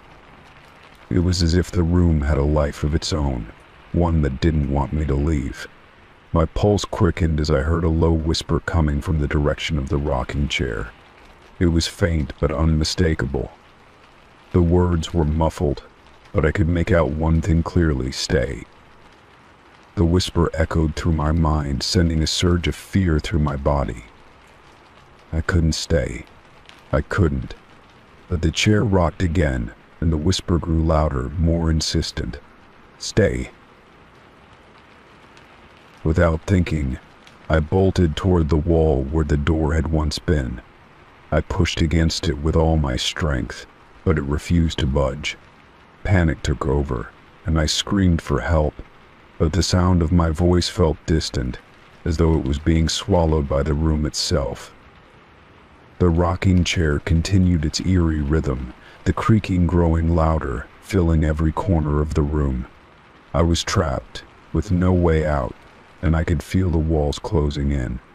Whatever had been left behind in that room was not finished with me yet. Story 15.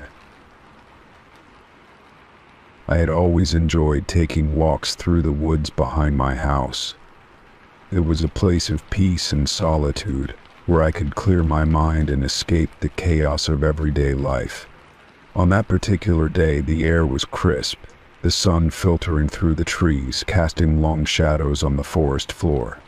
I wandered deeper than usual, drawn by a strange sense of curiosity, as if something was beckoning me further into the woods.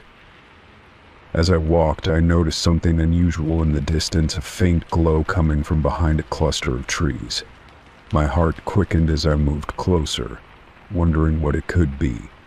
As I pushed through the underbrush, I emerged into a small clearing, and what I saw stopped me dead in my tracks. There was a campsite, complete with a fire still burning brightly in the center.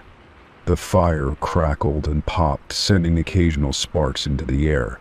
But what struck me most was the eerie silence. There were no sounds of people talking or moving around, no sign of anyone being there at all. I hesitated for a moment, trying to make sense of the scene. The campsite looked recent. There were blankets and a backpack lying on the ground, and the fire seemed fresh, not having burned down completely yet. But there was no one in sight.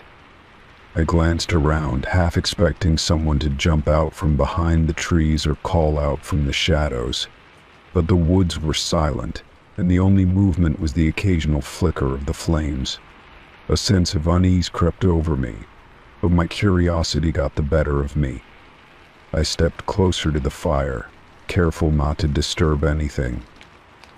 The fire's warmth felt comforting against the chill in the air. But the longer I stood there, the more I realized how strange everything seemed. Why would someone leave a fire burning without anyone around? And why had they left in such a hurry? I scanned the campsite again, my eyes landing on the ground near the fire. That's when I saw them footprints. The tracks were fresh, their edges still sharp, leading away from the campsite and into the woods. But what really made my blood run cold was where they were headed. The footprints didn't wander deeper into the forest or toward a path. They were headed straight toward my house. A shiver ran down my spine. I had never seen anyone out here before, and I certainly hadn't heard anyone approaching as I walked through the woods. I quickly glanced around, feeling the hairs on the back of my neck stand on end. The idea that someone had been so close to my home, and I hadn't noticed, made me feel exposed, vulnerable. My mind raced with questions. Who had been here? And why had they left in such a hurry? What were they doing so close to my house? I stood frozen for a moment, debating whether I should follow the footprints or return to the safety of my home. The logical part of me told me to turn around and forget about it. But the strange pull of the mystery was too strong. I found myself moving toward the trail of footprints, each step taking me closer to my house. My thoughts spiraling with the possibility that someone might be lurking nearby. As I walked, the forest seemed to grow darker, the trees towering overhead, blocking out more of the sunlight. The sound of my footsteps seemed to echo louder than they should, and I couldn't shake the feeling that I was being watched. Every time I looked over my shoulder, there was nothing there, but the feeling of being followed lingered, gnawing at me. The footprints continued, leading me deeper into the woods and closer to the edge of my property. They were so clear, so recent, it felt like whoever had left them had been walking just moments before I had arrived. I reached the edge of the woods and paused for a moment, my eyes scanning the area. My house was just beyond the trees, visible in the distance, but there was no sign of anyone nearby. The footprints stopped at the tree line, and I stood there, feeling a growing sense of dread. Had someone been watching my house from the woods? Had they seen me walk out here? My thoughts were racing, and I couldn't shake the feeling that I wasn't alone. I decided to head back to the campsite, but as I turned around, I heard a sound behind me. It was faint at first, barely audible, but then it grew louder. Footsteps. The same rhythmic crunch of leaves and twigs beneath someone's boots. My heart skipped a beat. I spun around, but there was nothing there. No one in sight. The woods were still and quiet once again, but the hairs on the back of my neck prickled, and I felt a cold sweat form on my skin. I backed away slowly, my eyes scanning the trees around me, my mind desperately trying to make sense of what was happening. Had I imagined the footsteps? Or had someone been following me all along?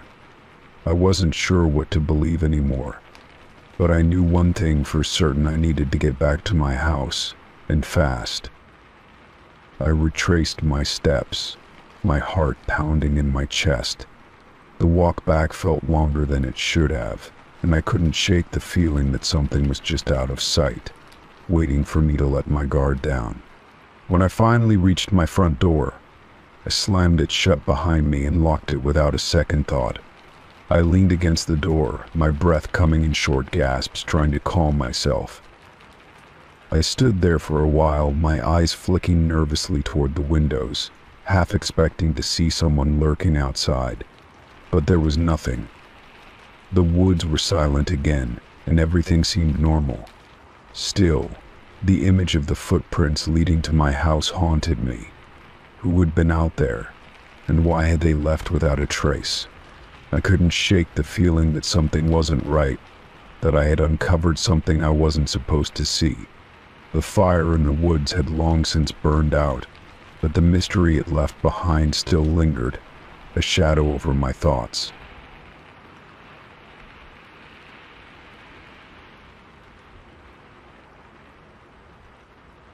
Story 16. I had worked late that night, longer than usual, and was eager to get home and unwind. The streets were quiet, and the air had a crisp chill to it, typical for that time of year. I pulled into my driveway, my headlights illuminating the dark corners of the yard, and parked my car. When I reached into my pocket for my house keys, I realized they weren't there. At first, I thought I must have left them in the car, so I retraced my steps and checked every nook and cranny of the vehicle. The car doors, the cup holders, the glove compartment, nothing. A slight unease crept in as I walked back to the front door, hoping the keys had somehow ended up inside. I fumbled through my pockets once more, then checked my purse, my coat pockets, even the folds of my pants. They were nowhere to be found. Frustration started to build as I walked around the house, trying to remember if I had placed them somewhere unusual. Maybe I'd left them on the kitchen counter or in the living room. I walked through each room of the house, calling out to myself as though my keys would magically appear. After what felt like an eternity, I gave up searching inside. It was a strange feeling, knowing I was locked out of my own home with no immediate way to get in. I went back outside, standing on the porch, thinking hard. Could I have dropped them on the way to the door? I glanced around the yard, hoping to spot a glint of metal in the grass. Nothing. But then my eyes fell on the mailbox by the edge of the driveway. I hadn't checked it yet. Maybe in my tiredness I had absent-mindedly dropped them there. It was a long shot, but at this point it was worth checking. I walked over to the mailbox, opened the lid, and there they were. My keys were sitting at the bottom of the box, just as if someone had placed them there. I let out a relieved sigh, feeling foolish for not thinking to check there earlier. But as I reached in to grab them, something caught my eye, a folded piece of paper tucked beneath the keys. My stomach tightened as I pulled out the note, the handwriting scrawled in a hurried, jagged script. I opened it with trembling fingers and read the short message, "Don't forget to lock up next time." The blood drained from my face. My heart started to race as I reread the note, trying to make sense of it. Who would leave such a cryptic message? I lived alone, and I couldn't think of anyone who would be playing some sort of sick joke on me. The thought that someone had been inside my house, going through my things, made my skin crawl. I had always been cautious about locking my doors, so how had someone gotten in? I glanced around, feeling a sudden paranoia creep over me. The street was still quiet, but the shadows seemed darker, more menacing. I couldn't shake the feeling that someone was watching me. I checked the windows, the corners of my yard, but there was no sign of anyone. My mind raced, trying to piece together what had happened. Had I forgotten to lock up when I left for work that morning? I couldn't remember, but it didn't matter now. Whoever had been inside knew I hadn't locked up, and they had left me this chilling reminder. I shoved the keys in my pocket, my hand shaking. The front door was locked, so I entered through the back, making sure to double-check all the windows as I went. I quickly locked every door and turned on all the lights. My thoughts were spinning as I tried to process what had just happened. I hadn't heard anyone come in, and nothing seemed to be missing, but the note made it clear that someone had been inside. The unease grew as I thought about how easily it would have been for someone to slip into the house while I was gone. It was a small neighborhood, quiet and peaceful, but that didn't mean I was safe. I considered calling the police, but I didn't have any evidence that a crime had been committed. No one had broken anything or stolen anything, and the note, while unsettling, wasn't a clear threat. It was just a strange warning. I tried to push the thoughts out of my mind as I sat down in the living room, my nerves still on edge. I made myself a cup of tea to calm my shaking hands and tried to focus on something else. But the feeling that something wasn't right lingered. The silence in the house was deafening, and every creak of the floorboards, every rustle of the wind outside, seemed amplified in my mind. As I sipped my tea, I couldn't help but glance over at the front door, which I had locked and double-checked. The idea that someone had been inside, moving through my home without my knowledge, made me feel violated. I couldn't stop thinking about how easily they could have taken something, how they could have been in the house for hours without me noticing. I had never felt so vulnerable. The next few days passed in a blur. I made sure to lock up every door and window, checking them twice before leaving the house. But the feeling of being watched never left me. I started to feel like I couldn't trust anything anymore. I would hear the faintest noise and jump, my heart pounding in my chest. The note still sat on the kitchen counter, a constant reminder of that night. Then, one evening about a week later, I came home to find the front door slightly ajar. My heart stopped as I stood frozen on the porch. I hadn't left it that way.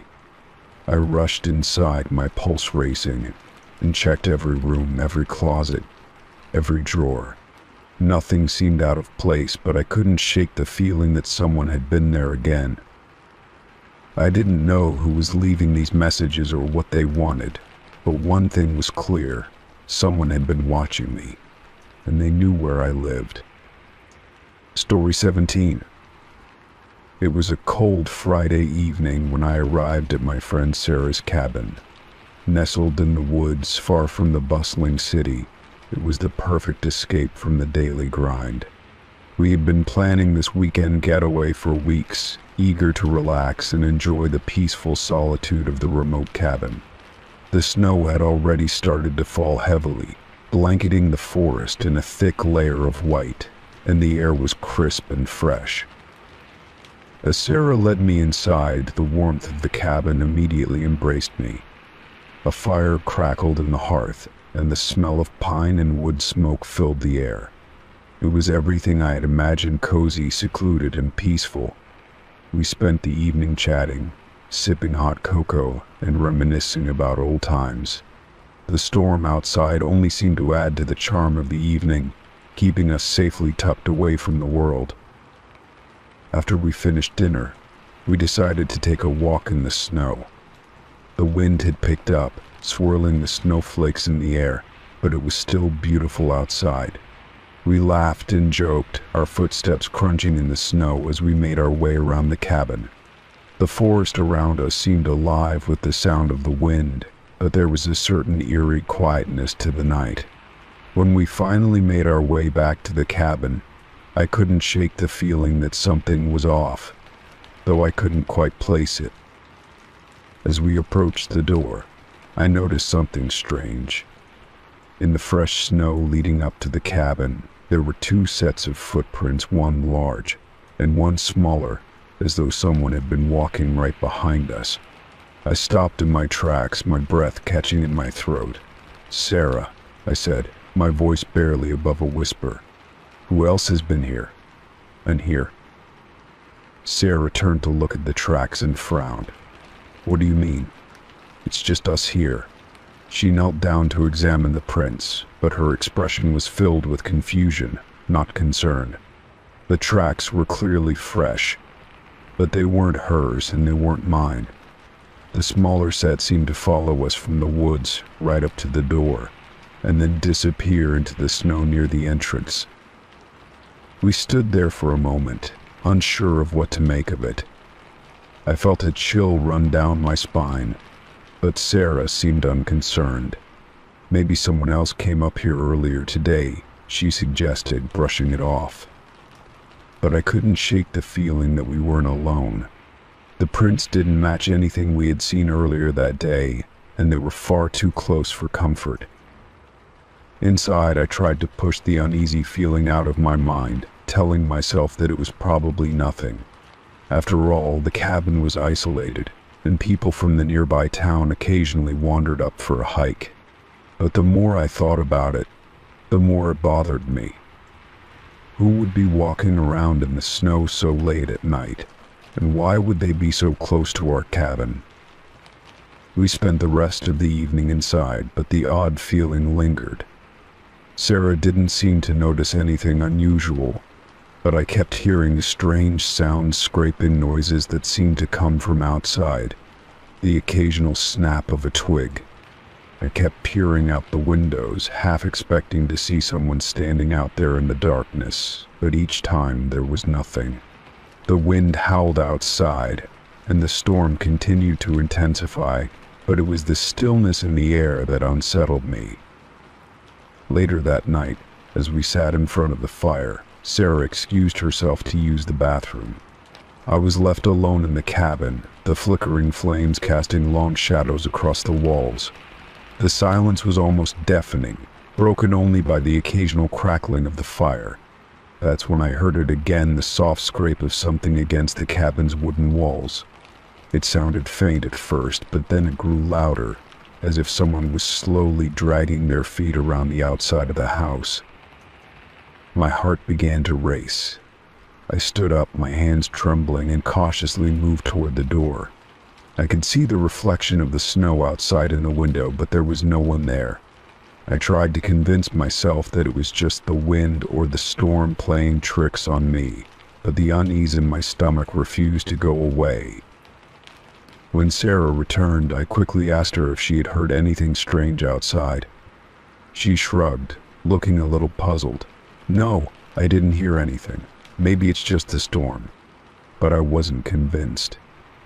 There was something in the air, something I couldn't explain, and I was certain that we weren't alone in the woods. The next morning I woke up early, unable to sleep. The storm had stopped, and the sun was just beginning to rise, casting a pale light over the snow-covered landscape. I went outside to clear my mind, hoping the fresh air would help. As I stepped onto the porch, I noticed something that made my blood run cold. The footprints were back. The two sets of tracks, one large and one small, led right up to the cabin's door once again. But this time they were more distinct, more defined. The smaller set of prints was even closer to the door, as if the person had been standing right there, watching us while we slept. I felt my stomach drop. There was no way this was a coincidence. I rushed back inside and told Sarah what I had found. Her face drained of color when she saw the tracks, but she still tried to reassure me. It's probably just some animals or something. It's fine, we're safe here. But I could tell that she was starting to get uneasy too. Something about those footprints didn't sit right with either of us. We spent the rest of the day inside, too afraid to venture out. Every little sound seemed amplified in the silence of the cabin, and we both jumped at the slightest noise. As night fell, the unease grew even stronger. The snow continued to fall, and the cabin felt colder, as if something was waiting just outside. We decided to leave early the next morning, unable to shake the feeling that we were being watched. The footprints were gone when we left, as if they had never been there. But I couldn't forget the feeling of something following us in the snow, waiting in the shadows of the woods. Story 18. I woke up one morning to a strange, unsettling feeling that something was off. The sun was just starting to filter through the curtains, casting a soft light across the room. As I sat up in bed and stretched, I glanced around, but something caught my eye that made my heart race. The photos on the wall, the ones I had carefully placed over the years, were all gone, replaced with new ones I didn't recognize. Each photo showed me in places I had never been, standing in locations I couldn't even place. I swung my legs out of bed, my mind already racing. My first instinct was to assume it was a prank, some twisted joke played by a friend or family member. But as I looked more closely, I realized that the photos weren't just random images, they were of me, clearly taken without my knowledge. In one, I stood on a rocky cliff overlooking a vast ocean I had never visited. In another, I was sitting at a cafe in a foreign city, the street signs blurred, but still clearly not from anywhere near home. I ran my fingers over the frames, hoping they would somehow explain themselves, but nothing made sense. I hurried downstairs, my thoughts spinning. The rest of the house seemed normal, the familiar smell of coffee filling the air from the kitchen. But as I walked through the living room, I couldn't shake the feeling that I was being watched. My eyes kept drifting back to the wall, to the new photos that were now a permanent fixture in my home. How could they be here? Who had taken them? And why hadn't I noticed anything strange when I went to bed the night before? I grabbed my phone, hoping to find some clue that might explain this bizarre situation. Maybe there was a simple explanation, something I had overlooked in my panic. But as I scrolled through my photos, I saw nothing that matched the ones on the wall. There were no pictures from that cliffside, no snapshots of a cafe in some distant city. Everything on my phone was as it should be, just like the photos I had taken over the years. But the images on the wall, they felt real, as though they had been there for years. I walked back to the wall and took a closer look at the photos. Each one seemed to have been carefully framed, and the quality was too perfect to be something hastily printed. Whoever had done this had taken the time to make sure the images were pristine, as if they had been planning this for a long time.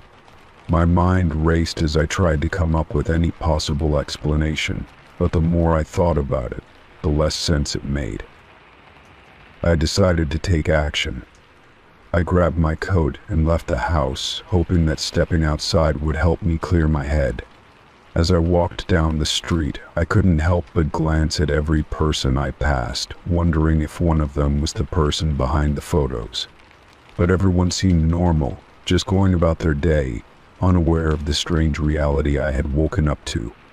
I tried to push the thought from my mind, telling myself that I was overreacting, that there had to be a logical explanation. But deep down, I knew that something wasn't right.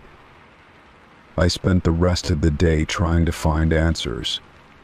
I retraced my steps, visiting the places shown in the photos, hoping that they would trigger some memory, some recognition. But nothing felt familiar. The cliff, the cafe, the park, all of them were completely foreign to me. I couldn't remember ever being in any of those places, and yet there I was in the photos, as if I had lived those moments. I felt a growing sense of unease settle in my chest. When I returned home that evening, I found that the photos were still there, still staring back at me from the wall. I had hoped, even if just for a moment, that they would be gone, that everything would return to normal. But the photos remained, mocking me with their impossible reality. I ran my fingers over one of the frames, trying to understand how this could be happening.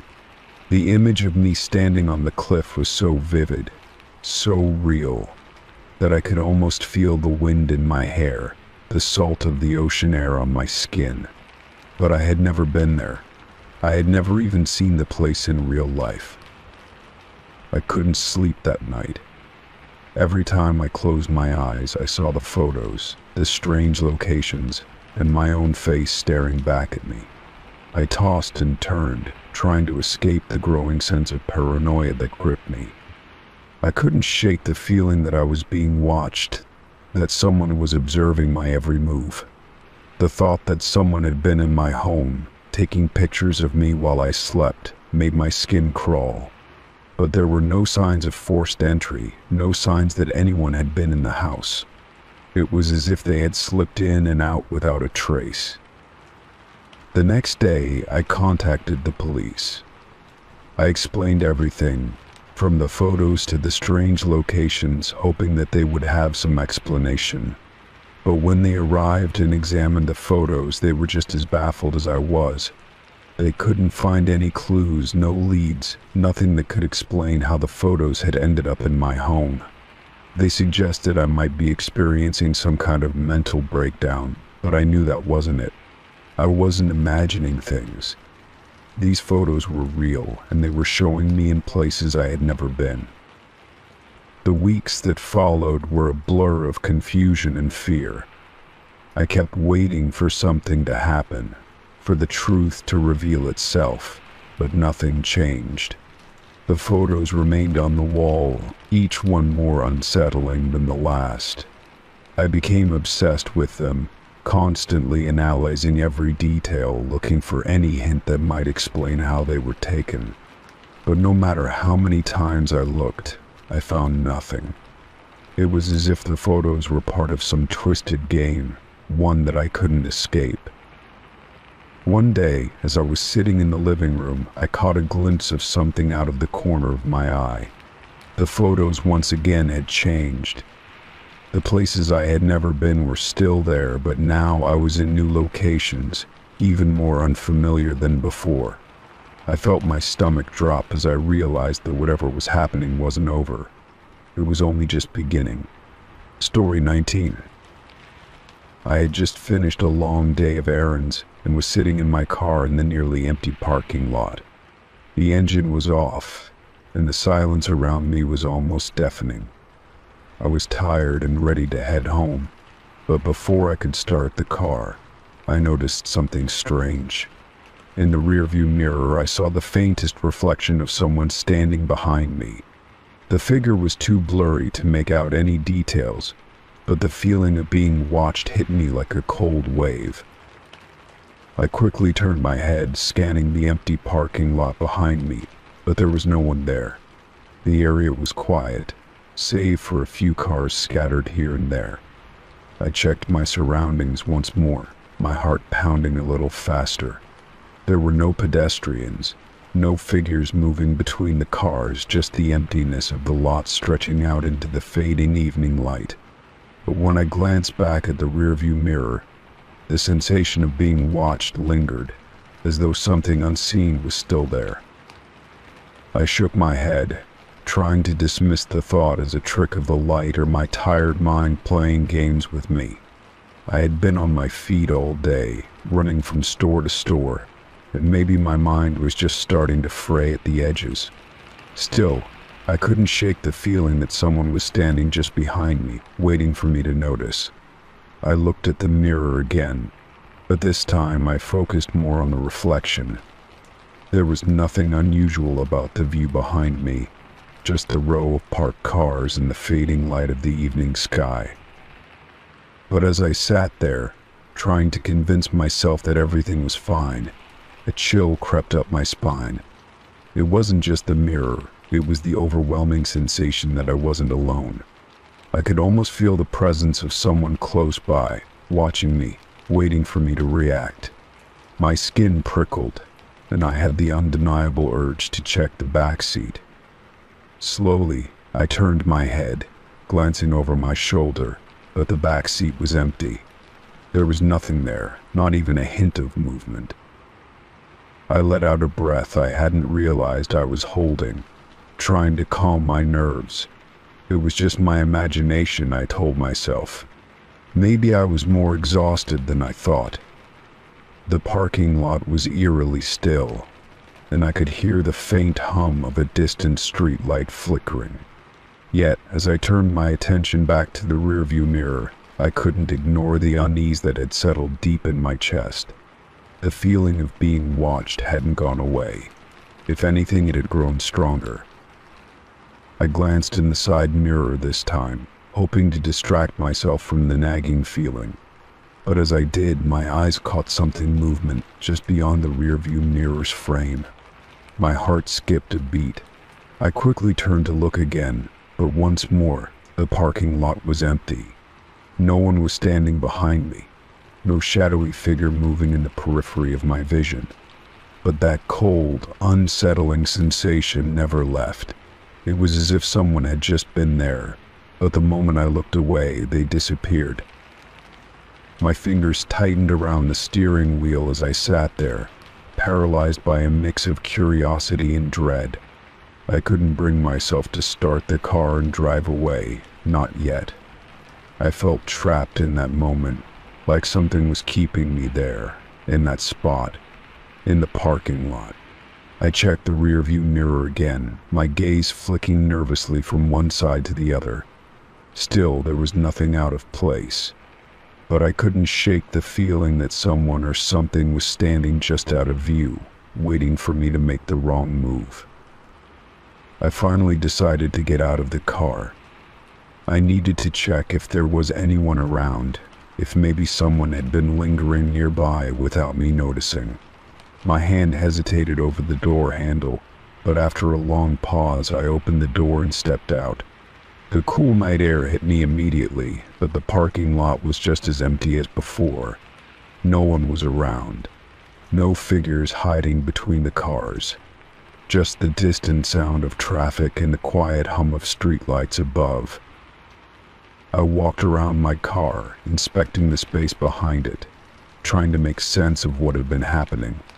But there was nothing. Nothing but the same quiet emptiness that had been there all along. Still, that feeling of being watched refused to fade. It was as if the air itself had become heavier, charged with an unseen presence that I couldn't escape. I kept glancing over my shoulder, half expecting to see someone standing just behind me. I quickly got back in the car, locking the doors as I did. I had to leave. The feeling of being watched was too overwhelming now. I couldn't stay there any longer. My hands shook as I started the engine, and I glanced at the rearview mirror one last time before pulling out of the parking spot. But when I looked into the mirror, I froze. There, in the reflection, was the figure, clear as day, standing just behind my car, right at the edge of the lot. It was a shadowy shape, no distinct features, but its presence was undeniable. I slammed my foot on the gas pedal, speeding out of the parking lot, my heart pounding in my chest. I didn't dare look back, not until I was far away from that place. But even as I drove, even as the parking lot disappeared in my rearview mirror, the feeling of being watched never left. It lingered with me, hanging in the air like a thick fog, following me wherever I went. No matter how many times I checked the mirror or looked over my shoulder, the sense that someone was there, just out of sight, remained. It was as though the figure had followed me, and it wasn't going to let me forget. Story 20. It was late one evening when I first heard the voice. I was sitting in my living room, the quiet hum of the house broken only by the occasional creak of the floorboards. The voice was soft at first, almost like a whisper carried by the wind. It sounded like my name, and for a brief moment, I thought I might have imagined it. But then it came again, clearer this time, and I felt a chill run down my spine. I stood up, heart pounding in my chest, and moved toward the window. My eyes scanned the darkened street outside, the streetlights casting long shadows across the pavement. There was no one there. I checked the yard, the driveway, even the alleyway at the end of the street. The voice had been so distinct, so real, that I couldn't shake the feeling that someone was watching me. But as I peered into the darkness, I saw nothing out of the ordinary. The hairs on the back of my neck stood up, and I quickly closed the curtains. I told myself it was nothing, just the wind, maybe. Or perhaps I was just imagining things after a long day. But the unease lingered, settling into my bones like a cold weight I couldn't shake. I went back to my couch, but I couldn't focus on anything. Every small sound seemed amplified in the stillness of the house, and my mind kept replaying the voice calling my name. I tried to convince myself it was just a trick of the mind, that I had been tired and hearing things.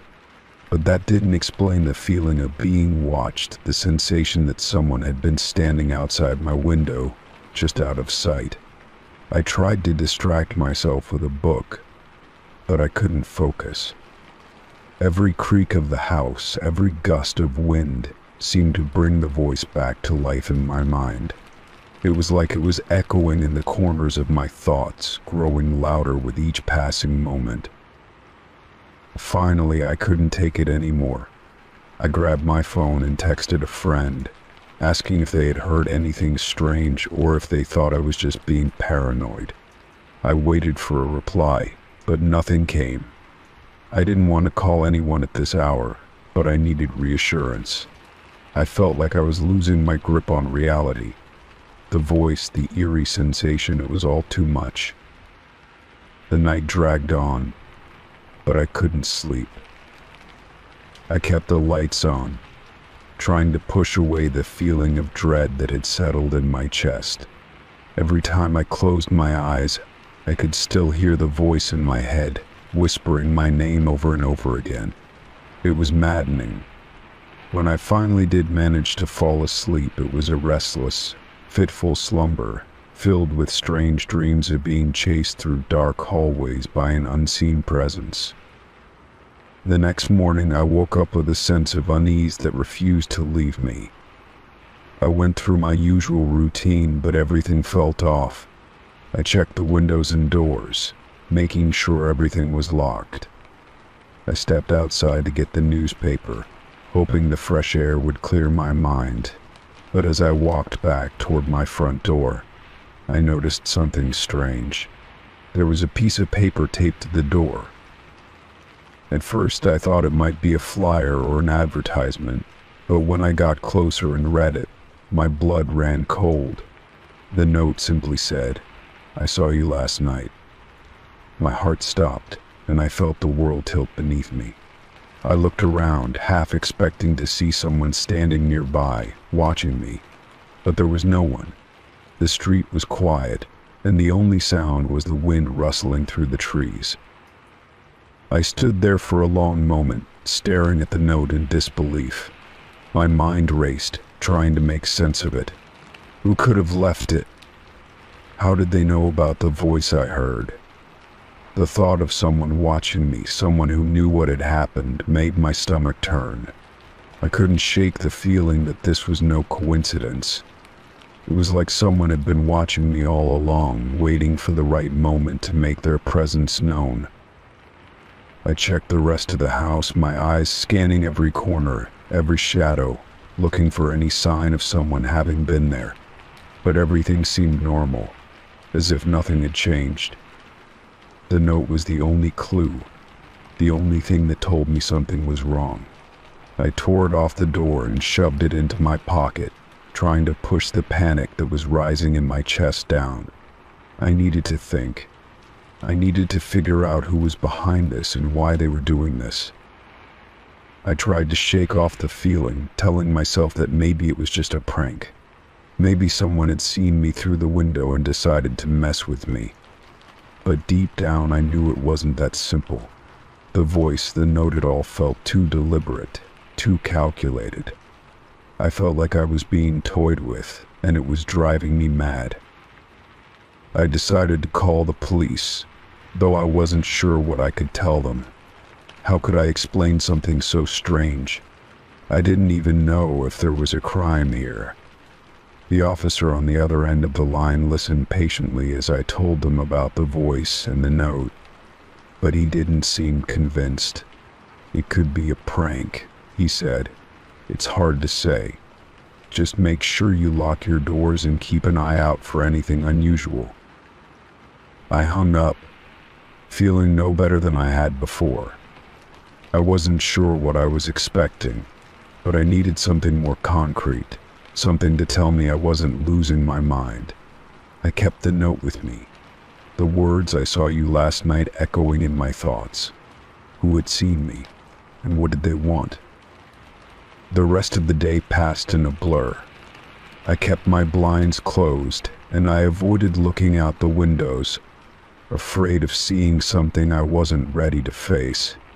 Every knock on the door, every sound from outside, made my heart race. But nothing else happened, at least not that day. The silence was deafening, but I knew that it wouldn't last forever. That night, as I sat in the dark, waiting for anything to happen, I heard the voice again. It came from outside, soft and faint, like a whisper on the wind. My name, just my name. And for the first time, I didn't need to check outside. I knew someone was out there. Story 21. The sun had just begun to set when my friend Sarah and I decided to take a detour from our usual hiking trail. We had been walking for hours, and the quiet of the forest was starting to feel more eerie than peaceful. As we pushed forward, a strange feeling crept over me, like we weren't alone. It wasn't until we stumbled upon a small, dilapidated house hidden deep in the trees that I felt my stomach drop. The structure was weathered and covered in ivy, with broken windows and a sagging roof, as though it had been abandoned for years. "Should we check it out?" Sarah asked, her voice tinged with both curiosity and caution. I hesitated for a moment, unsure of what might be inside, but the idea of discovering something forgotten intrigued me. We had seen no one for miles, and the house seemed like the perfect mystery to unravel. With a deep breath, I nodded, and we pushed open the creaky door, stepping inside. The air was thick with dust, and the floorboards groaned beneath our feet as we explored the main room. The place looked as though it had been left in a hurry, furniture overturned, papers scattered across the floor, and a few broken picture frames leaning against the walls. I couldn't help but feel a sense of unease settle over me, as though the house had once held something or someone important, but now was just a forgotten relic of the past. We continued through the house, poking around in rooms that seemed to lead nowhere, when I spotted something strange. The walls of the hallway were covered with photographs. Hundreds of them, maybe more, all framed and nailed into the wood. They were in various sizes, some old and faded, others still sharp and clear. At first, I thought they were just random pictures of the house and its past inhabitants, but as I took a closer look, my heart skipped a beat. Each photo seemed to capture a moment from our hike. There we were in the woods, walking along the trail, smiling and talking, except the photos weren't taken from any angle we had seen. They were taken from the shadows, from hidden places, as if someone had been following us. "Sarah, come here," I called, my voice barely above a whisper. She came over and stood next to me, her eyes scanning the photos. "What is this?" she asked, her voice trembling with disbelief. I could see the same confusion and fear mirrored in her eyes as we both stared at the photographs. Some of them were taken from behind trees, others from higher up, as if someone had been watching us from above. There were even a few where we had paused for a rest, our backs turned, completely unaware of the eyes that were upon us. I felt a cold sweat break out on my forehead. The photos were too detailed, too specific. How could someone have known exactly where we would be? How long had they been watching us? The unsettling feeling of being followed crept up my spine, and I had to fight the urge to run out of the house. But something kept me rooted to the spot, unable to tear my eyes away from the images. There was one photo that stood out among the rest. It was taken from a distance, but it clearly showed us both standing in the woods, with the abandoned house in the background. The photograph was recent, just a few hours old. We hadn't even noticed it until now. "We need to leave," Sarah said, her voice shaky. I agreed, my stomach twisting in knots. We had to get out of there, away from the house, away from whatever or whoever had been watching us. But as we turned to leave, something caught my eye. A door at the far end of the hallway, which had been hidden behind a stack of old boxes, creaked open slowly, as if inviting us in. The hairs on the back of my neck stood on end. We had been the only ones in the house, hadn't we? I felt a wave of panic wash over me, but I forced myself to walk toward the door. There was no turning back now. As I reached for the handle, I heard Sarah's breath catch behind me. I turned around, and her face was pale, her eyes wide with fear. "Do you hear that?" she whispered. At first, I didn't understand what she meant, but then I heard it too soft, almost imperceptible footsteps coming from somewhere deep within the house. My heart hammered in my chest. There was no way anyone else could have gotten in. We had been alone when we entered, and the house was far off the main trail. I grabbed Sarah's hand, pulling her toward the door. "We have to go now," I said, my voice low and urgent. But before we could move, the footsteps grew louder, closer. Someone or something was coming toward us. My mind raced as I tried to think of a way out. The front door was too far, and we were trapped in the narrow hallway with no escape. Suddenly, the footsteps stopped. Silence filled the house, thick and suffocating. I looked at Sarah, who was staring at the door in horror, her eyes wide with fear. "What do we do?" she whispered, barely able to breathe. My mind spun, but before I could come up with a plan, the door creaked open wider, and a shadow moved across the threshold. I didn't wait to see what it was. I grabbed Sarah and pulled her toward the window. We had to get out of there, no matter what. We broke the glass, and with a final glance at the house, we scrambled out into the darkening woods. We ran, not stopping until we reached the main trail again, gasping for breath. The house was behind us, silent once more, but the images of the photographs, those haunting pictures, stayed with me. Who had been watching us, and why had they left those photos for us to find? We didn't speak as we made our way back to the trailhead. Neither of us could shake the feeling that we were still being watched. Story 22. I woke up in the middle of the night, the soft hum of the air conditioning filling the silence. My room was dark, the only light coming from the faint glow of the street lamp outside my window. I shifted under the covers, trying to find a more comfortable position, but something felt off. It was the air. It felt thicker, heavier, as if it were pressing in on me from all sides. I blinked and tried to shake off the uneasy feeling, but it lingered. My eyes wandered across the room, taking in the familiar surroundings. The walls, the furniture, the nightstand by my bed, everything was as it should be. But then my gaze landed on the closet door. It was wide open. I froze, my heart skipping a beat. I distinctly remembered closing it before going to bed, just like I always did. There was no reason for it to be open now. I felt a knot tighten in my stomach. I sat up in bed, the sheets rustling beneath me as I swung my legs over the side. My feet touched the cold floor, sending a shiver up my spine. I glanced back at the closet, my mind racing. I hadn't heard anything unusual. No creaks, no footsteps, nothing that would suggest someone had entered my room.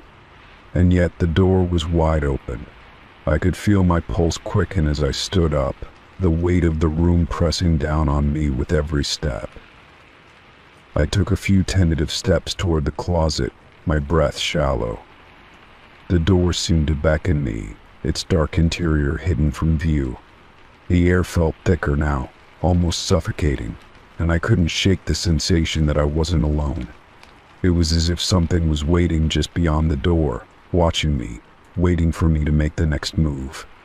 My heart was pounding in my chest, and every instinct told me to turn around, to go back to bed and pretend this never happened. But I couldn't. I had to know what was in there. Slowly I approached the closet, my hand reaching out to grasp the doorknob. It was cold to the touch, and for a moment I hesitated. What if someone had gotten in while I was asleep? What if I wasn't alone in the house? I forced myself to take a deep breath, steadying my nerves. I turned the knob and pulled the door open wider.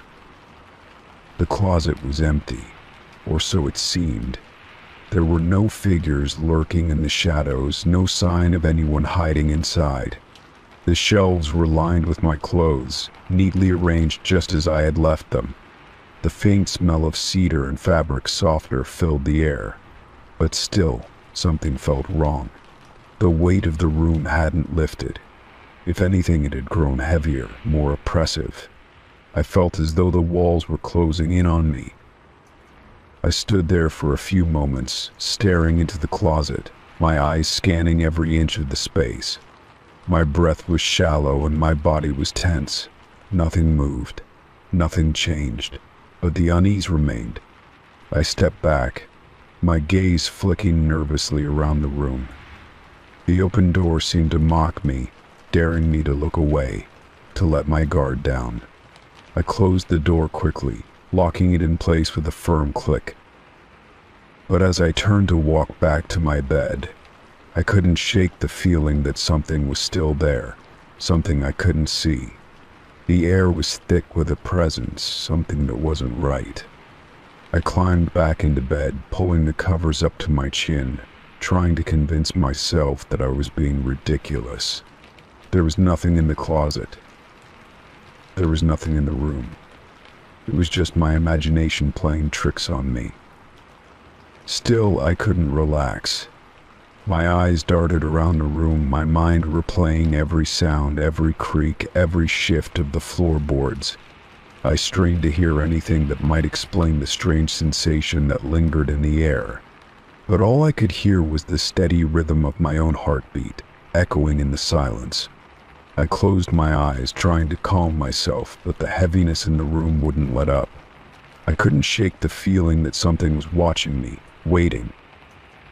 Minutes passed, maybe hours, but sleep didn't come.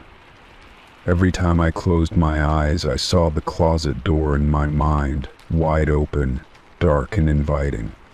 It felt like a trap, like I was being drawn into something I couldn't escape.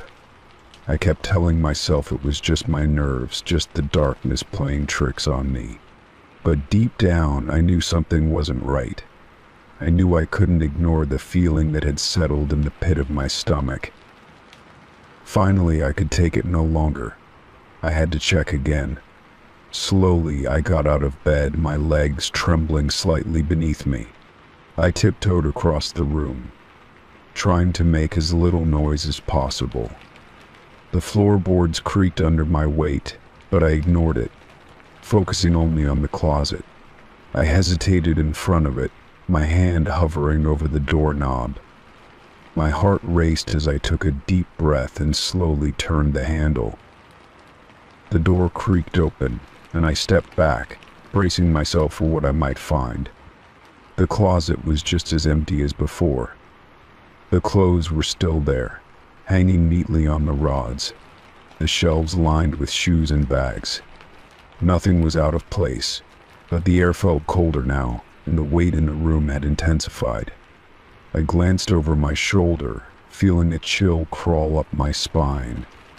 There was something behind me, something I couldn't see, but I could feel it, as if it were inches away from me.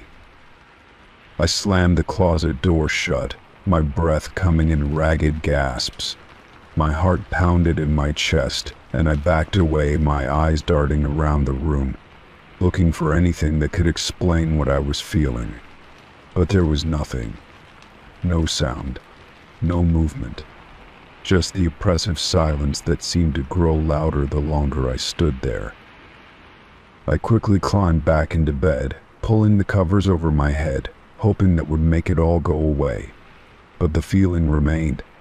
It wasn't just the closet anymore, it was everywhere, filling the room, pressing in on me. I lay there in the dark, too afraid to move, too afraid to even close my eyes. I could still feel the presence in the room, lurking just out of sight, waiting for something. And as the minutes ticked by, I realized that no matter how much I wanted to ignore it, I couldn't escape it. Something was in the room with me, something that wasn't going to leave. Story 23. The house was eerily quiet that afternoon, the kind of quiet that seemed to hang in the air like a heavy blanket. I had just returned home from running errands, and I was looking forward to some time alone to unwind. The front door creaked shut behind me, and I tossed my keys on the kitchen counter. The house felt like it was holding its breath, waiting for something, but I didn't think much of it. I walked through the hallway and into the living room, eager to sit down and relax, but that's when I heard it. A faint sound echoed through the house footsteps. I froze, my heart skipping a beat. The sound was soft, almost like someone was walking just behind me. It wasn't the house settling, not the usual creaks or pops that old buildings sometimes make. These were distinct, deliberate steps.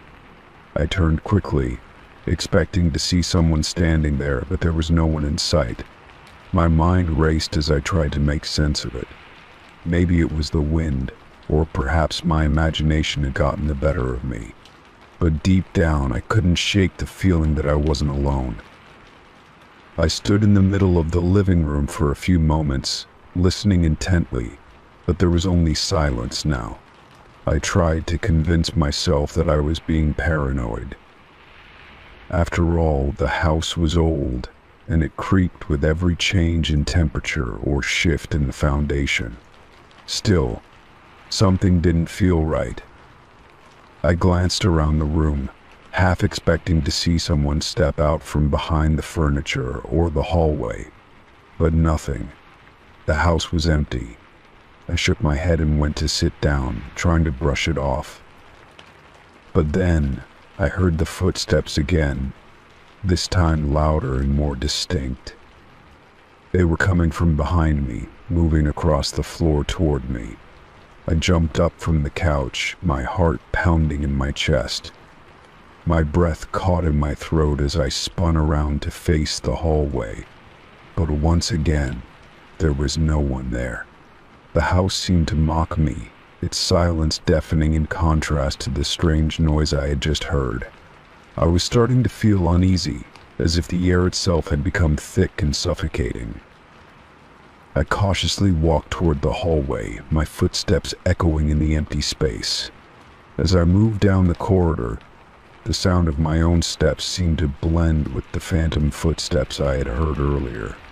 I couldn't tell if I was imagining things, or if something was truly out of place. My hand hovered near the light switch as I entered the small, dimly lit hallway that led to the stairs. The footsteps stopped, but the feeling of being watched only grew stronger. I glanced nervously at the stairway, half expecting someone to emerge from the shadows. It wasn't until I reached the foot of the stairs that I saw fresh, muddy footprints on the carpet. I froze, staring down at the trail of prints that seemed to lead toward the staircase. They were distinct, clearly defined, and the mud was still wet. The marks weren't old or faded, they were fresh, as if someone had just walked through the house moments before. My stomach churned with a sense of dread. I had been the only one home. No one else had entered the house, at least not that I knew of. I bent down, studying the footprints more closely, trying to make sense of them. They weren't from shoes I recognized. They were heavy like boots, and they were much too large to belong to anyone I knew. I took a step back, my mind racing. The footprints led directly to the stairs, as though someone had been making their way up to the second floor. But who? And how had they gotten inside without me hearing them? I stood there for a long moment, my pulse quickening, as I tried to calm myself. Maybe it was just a mistake, I thought. Maybe I had tracked mud in myself without realizing it. But deep down, I knew that wasn't the case. I had checked my shoes when I came in, and they were clean. I reached for my phone and dialed my best friend's number. But before the call could even connect, I heard something else, something far worse than the footsteps. A soft, almost inaudible sound coming from upstairs. It was a low creak, like someone walking across the floor above me. My breath caught in my throat as I stared at the staircase, my phone forgotten in my hand. The creak came again, louder this time, followed by the faint sound of something heavy dragging across the floor. I could feel my hands shaking as I slowly backed away from the stairs, my eyes fixed on the top of the landing. There was no way anyone could be up there. I hadn't heard a door open, no footsteps coming from above. And yet the sounds were unmistakable. I took a deep breath, trying to steady my nerves, and made my way cautiously up the stairs. Every step felt like an eternity as I crept toward the top, my mind screaming at me to turn around, to leave the house and never look back. But something compelled me to keep going, to face whatever or whoever was waiting for me at the top. When I reached the landing, I paused, listening intently for any sign of movement. The house was eerily still. I glanced down the hallway to my left, where my bedroom door was slightly ajar. I couldn't see anything through the crack, but I knew something wasn't right. The hairs on the back of my neck stood up as I slowly pushed the door open, half expecting to find someone standing there. But the room was empty, the bed undisturbed. My eyes scanned the space, searching for any sign that someone had been there. That's when I noticed something on the floor, muddy footprints, just like the ones downstairs. They were scattered across the carpet, leading toward the closet. I felt my stomach drop. Whoever had been in the house, whoever had made those footprints, was still here. I backed away from the door, my heart racing, as I turned to leave.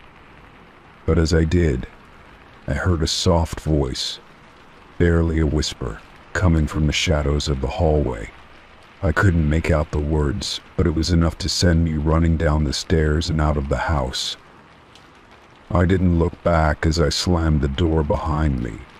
I stood on the porch, my breath coming in short gasps, trying to make sense of what had just happened. I was alone in the house, and yet I wasn't. The muddy footprints were gone by the time I returned, and no one had been in the house. But I knew what I had heard. I knew what I had seen, and I would never forget it. Story 24. I woke up with a start in the middle of the night, a cold sweat on my skin, and a lingering sense of unease. In the dream, I had been lying in bed, unable to move, as I felt a pair of eyes watching me from the shadows of my room. I tried to call out, but no sound escaped my throat. The pressure of being observed was overwhelming, as if someone was inches away from me, just out of sight, waiting for me to wake up. When I opened my eyes, the familiar sight of my bedroom greeted me. The dim light of the street lamp outside filtered through the blinds, casting faint shadows on the walls. I exhaled, relieved to be awake and free from the nightmare. But something was off. Something felt wrong. As I sat up in bed, I glanced over at my nightstand. There, resting innocently on the surface, was a pair of sunglasses. I froze. I didn't own any sunglasses like those. The frame was dark and sleek, a style I had never seen before. I had no memory of putting them there, and no recollection of anyone coming into my room. The sunglasses were completely out of place. My heart began to race as I tried to make sense of what I was seeing.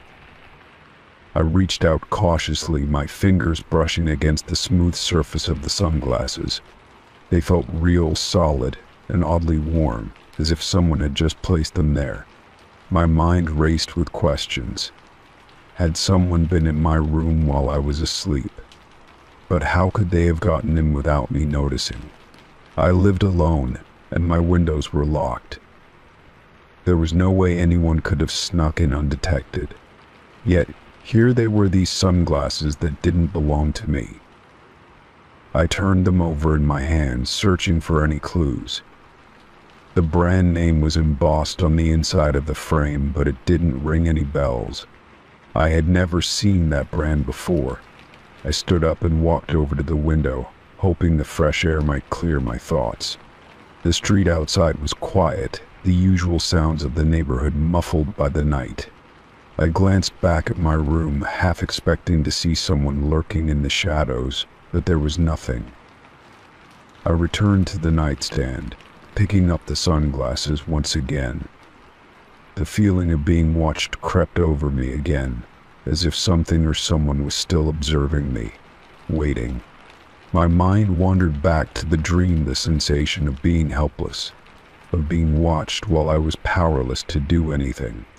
The sunglasses felt like a link to that dream, as if they had somehow manifested from my subconscious. But that didn't make sense. I was wide awake now. This was real. I tried to brush the thought aside, telling myself that maybe I had bought the sunglasses and forgotten about it. Perhaps I had misplaced them somewhere and simply didn't remember. But that explanation didn't sit right with me. I couldn't shake the nagging feeling that something more was at play. I put the sunglasses down on the nightstand, telling myself that I needed to sleep and figure things out in the morning. But every time I closed my eyes, I felt that same weight of being watched. The next morning, I woke up late, still feeling unsettled from the night before. I stumbled out of bed, my mind still clouded with the remnants of the strange dream and the mysterious sunglasses. As I walked past the nightstand, I froze again. The sunglasses were gone. I searched the room frantically, checking under the bed and in the drawers, but they were nowhere to be found. Had I imagined it all? Could I have dreamed the entire thing? I doubted it. The vividness of the experience was too real, too tangible. I was sure the sunglasses had been there, but now they were gone. I tried to convince myself that I had misplaced them somehow, that I had been half asleep when I saw them on the nightstand. But the more I thought about it, the more I realized that something wasn't right. I called my best friend, hoping to shake off the eerie feeling. She picked up on the second ring, her voice bright and casual as always. I explained what had happened the night before, telling her about the dream and the sunglasses. She was quiet for a moment before asking, "Are you sure you're okay? Maybe you're just stressed or overthinking things." Her tone was reassuring, but I could hear the underlying concern. I tried to brush it off, but her words lingered in my mind. Maybe I was just being paranoid. But then again, what about the feeling of being watched? The vivid dream, and the sunglasses that seemed to appear from nowhere. That night, I locked all the doors and windows just to be sure. I sat on the couch, trying to distract myself with a movie, but the unease never fully left me.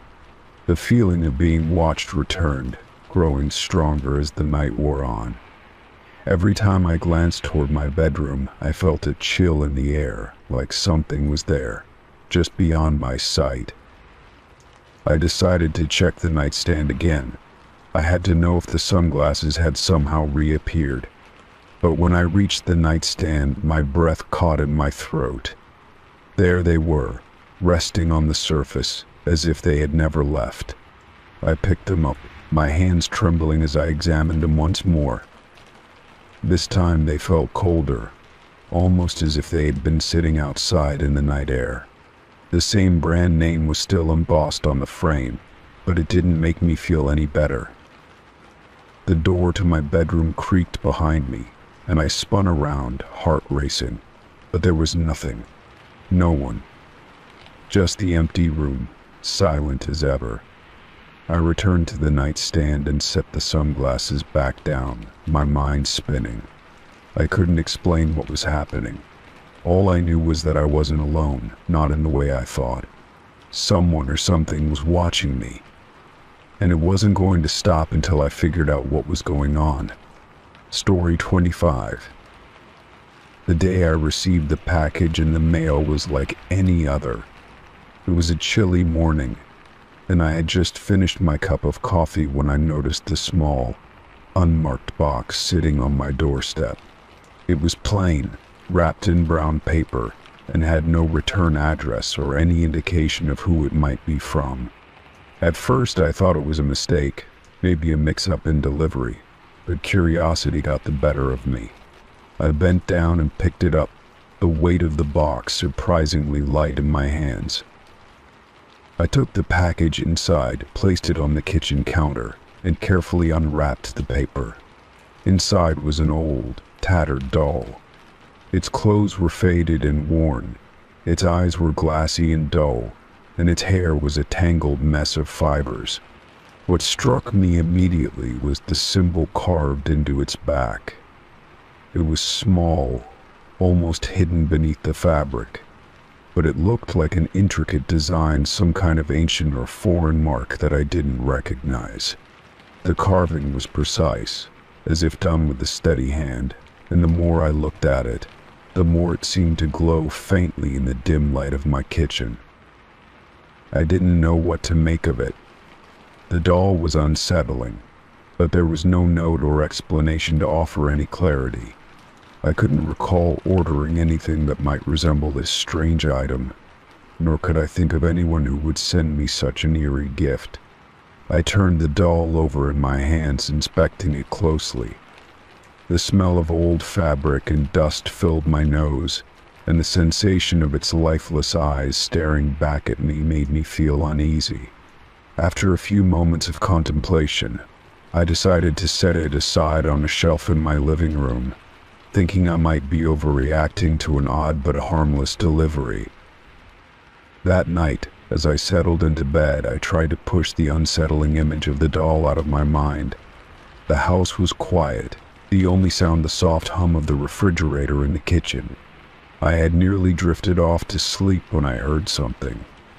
At first I thought it was a creak from the house settling, but then I heard it again, footsteps. Slow, deliberate, as though someone was walking down the hallway just outside my bedroom door. My heart skipped a beat. I lay there frozen, listening intently, but the footsteps continued, echoing softly on the hardwood floor. I held my breath, trying to calm my racing thoughts. It was late, and I was alone in the house. I had locked all the doors before bed, and there was no reason for anyone to be here. Yet the sound persisted, growing closer to my door. My pulse quickened as I strained to hear. The footsteps stopped just outside my room. I waited for what felt like an eternity, but no further sounds followed. I gathered the courage to get up and check, my feet cold against the floorboards. I opened the door cautiously, half expecting to find someone standing there, but there was no one. The hallway was empty, just the usual shadows cast by the moonlight coming through the windows. I stepped out, my heart still pounding, and walked slowly down the hall. The house felt eerily quiet, but I could still feel the tension in the air. I checked all the rooms, the windows, and the locks on the doors, but everything seemed as it should be. There was no sign of anyone. No intruder, no explanation for the footsteps. I couldn't shake the feeling that something wasn't right, but after a few minutes of searching, I convinced myself that it was just my imagination playing tricks on me. I returned to bed, pulling the covers tightly around me, but sleep didn't come easily. The sound of the footsteps kept replaying in my mind. I tried to convince myself it was just the house settling, or maybe even the wind, but deep down I knew something was off. The doll, which I had placed on the shelf earlier, kept popping into my thoughts. Could it be connected to the strange noise? The thought seemed ridiculous, but the more I thought about it, the more the idea took root. Maybe it was the doll, or maybe it was the symbol on its back. Whatever it was, it had unsettled me more than I wanted to admit. The next day, I couldn't stop thinking about the doll. I spent hours searching online for any information about the symbol carved into its back, but I found nothing that seemed to explain it. No ancient symbols, no cultural references, nothing that made sense. It felt like I was chasing a ghost, unable to grasp the meaning of something that seemed to be pulling me deeper into its mystery. I decided to take the doll down from the shelf and examine it again. The more I looked at it, the more I could swear that this symbol had changed. It wasn't much, but there was a faint shimmer around the edges of the carving, as if it was alive, subtly shifting under the light. That night, the footsteps returned. They were even louder this time, more insistent, as though someone was walking directly toward my room. I tried to stay calm, but my mind raced with thoughts of the doll and its strange power. I lay still in bed, my eyes wide open, listening to the footsteps that seemed to draw nearer with each passing second. The door to my room creaked open slowly, and I felt the unmistakable chill of the air in the hallway seeping into my room. I didn't dare move. The footsteps stopped right beside my bed, and I could feel the weight of someone or something standing just out of sight. I held my breath, hoping that whatever it was would leave, but it didn't. The silence stretched on, and I felt an icy presence lingering in the room with me. The feeling was suffocating, oppressive, and I could almost hear the faintest whisper in the air, as if something was speaking just below the threshold of my hearing. My mind screamed for me to get up, to do something, but I was paralyzed with fear. The next morning, the footsteps stopped. The house was still, as if nothing had happened at all. But the doll remained on the shelf, its eyes staring out at me with a strange intensity. I couldn't escape the feeling that it was somehow connected to the presence in my hallway. I didn't know how or why, but I knew one thing for certain: the doll was no ordinary toy. It had brought something into my home, something that didn't belong, and I wasn't sure how to get rid of it. Story 26. At first, I thought I was just being paranoid. I live alone in a small apartment, and the idea that someone could be sneaking in while I was asleep seemed absurd. But the little things started to add up. It began with a small change. A mug that I had left on the kitchen counter one night was no longer in the same spot when I woke up the next morning. It wasn't a big deal. I thought maybe I had just moved it without thinking before bed. But as the days went by, the changes became more noticeable. One morning I found the bathroom towel neatly folded in a way I hadn't left it. The toothpaste cap was slightly twisted tighter than I had left it the night before. At first, I convinced myself it was just my imagination playing tricks on me. I was tired from work, stressed out, and maybe I was just forgetful. But as the weeks went by, I started to notice more inconsistencies. The books on my shelf would be shifted, sometimes slightly, sometimes noticeably. I would leave my keys on the kitchen table, only to find them a few inches to the left the next morning. My bed, which I always made in a specific way, would be slightly undone, as though someone had lain down on it. The worst part was the small items that would disappear, only to reappear days later in different places. A hairbrush that I kept on the bathroom counter would be found in the living room, on the coffee table, with no explanation for how it got there. I tried to rationalize it. Maybe I had forgotten where I had put things. Maybe I was sleepwalking, but it didn't make sense. I started locking my doors at night, checking them several times before bed. Still, every morning, something small had been moved. The feeling of unease began to grow, and I started to wonder if someone had been inside while I was asleep. I couldn't shake the thought that someone was watching me. One night, after I had checked the locks and ensured all the windows were closed, I decided to stay up a little later. I told myself that if someone was sneaking in, I would catch them. I sat on the couch watching TV with the lights dimmed, trying to be as quiet as possible. The minutes stretched into hours, and I found myself drifting off to sleep. I startled awake several times, but I didn't hear anything unusual. By the time the night was over, I had convinced myself I was just imagining things. The next morning, I found the coffee mug on the kitchen counter had been moved again, but this time it was facing a completely different direction. The mug was small, but it was a small thing that shouldn't have been changed, especially not without me noticing. That was when the fear set in.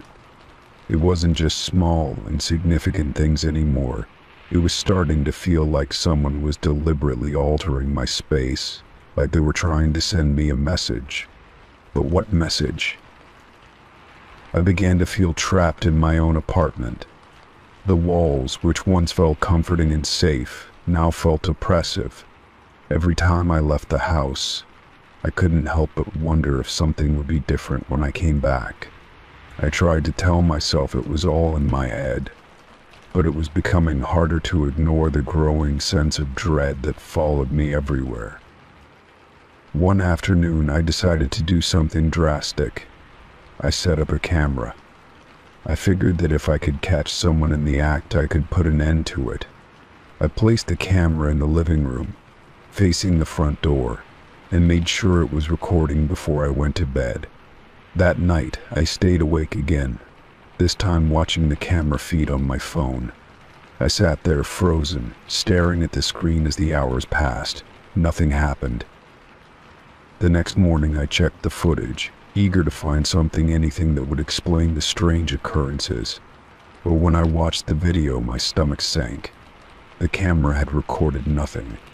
The apartment was empty the entire time, and yet, when I looked at the timestamp, I saw that the objects in my apartment had still been moved. The mug, the towel, the hairbrush, they were all out of place, just like they always were. That's when I knew for sure someone had been in my apartment. I couldn't explain how or why, but there was no other logical explanation. I called the landlord, hoping they could help me figure out what was going on, but they assured me that no one had been in the building. The building was secure, they said, and there was no way someone could be sneaking in without leaving any evidence. I tried to calm myself, but I couldn't shake the feeling that I was being watched. The days passed, but nothing changed. The objects continued to be moved, and I continued to lock the doors and windows at night, hoping that one day I would find an explanation. But nothing ever seemed to add up. It was as if the apartment was being haunted by something invisible, something I couldn't see but knew was there. I stopped inviting friends over. I didn't want anyone to notice the small, unsettling changes that had become a part of my daily life. The more I thought about it, the more I began to feel like I was losing my grip on reality. Was I imagining it all? Or was someone truly inside my apartment, moving things around, watching me while I slept? I decided to leave for a few days, to give myself a break from the apartment. When I returned, I felt a sense of relief, thinking that maybe the changes would stop if I wasn't there. But as soon as I walked in the door, I knew something was wrong. The hairbrush, which I had left in the same spot before I left, was now sitting on the kitchen counter, far from where I had left it. It was then that I realized something that chilled me to my core. No matter what I did, no matter how much I tried to control my environment, I would never truly be alone. Someone was always there. There. Story 27.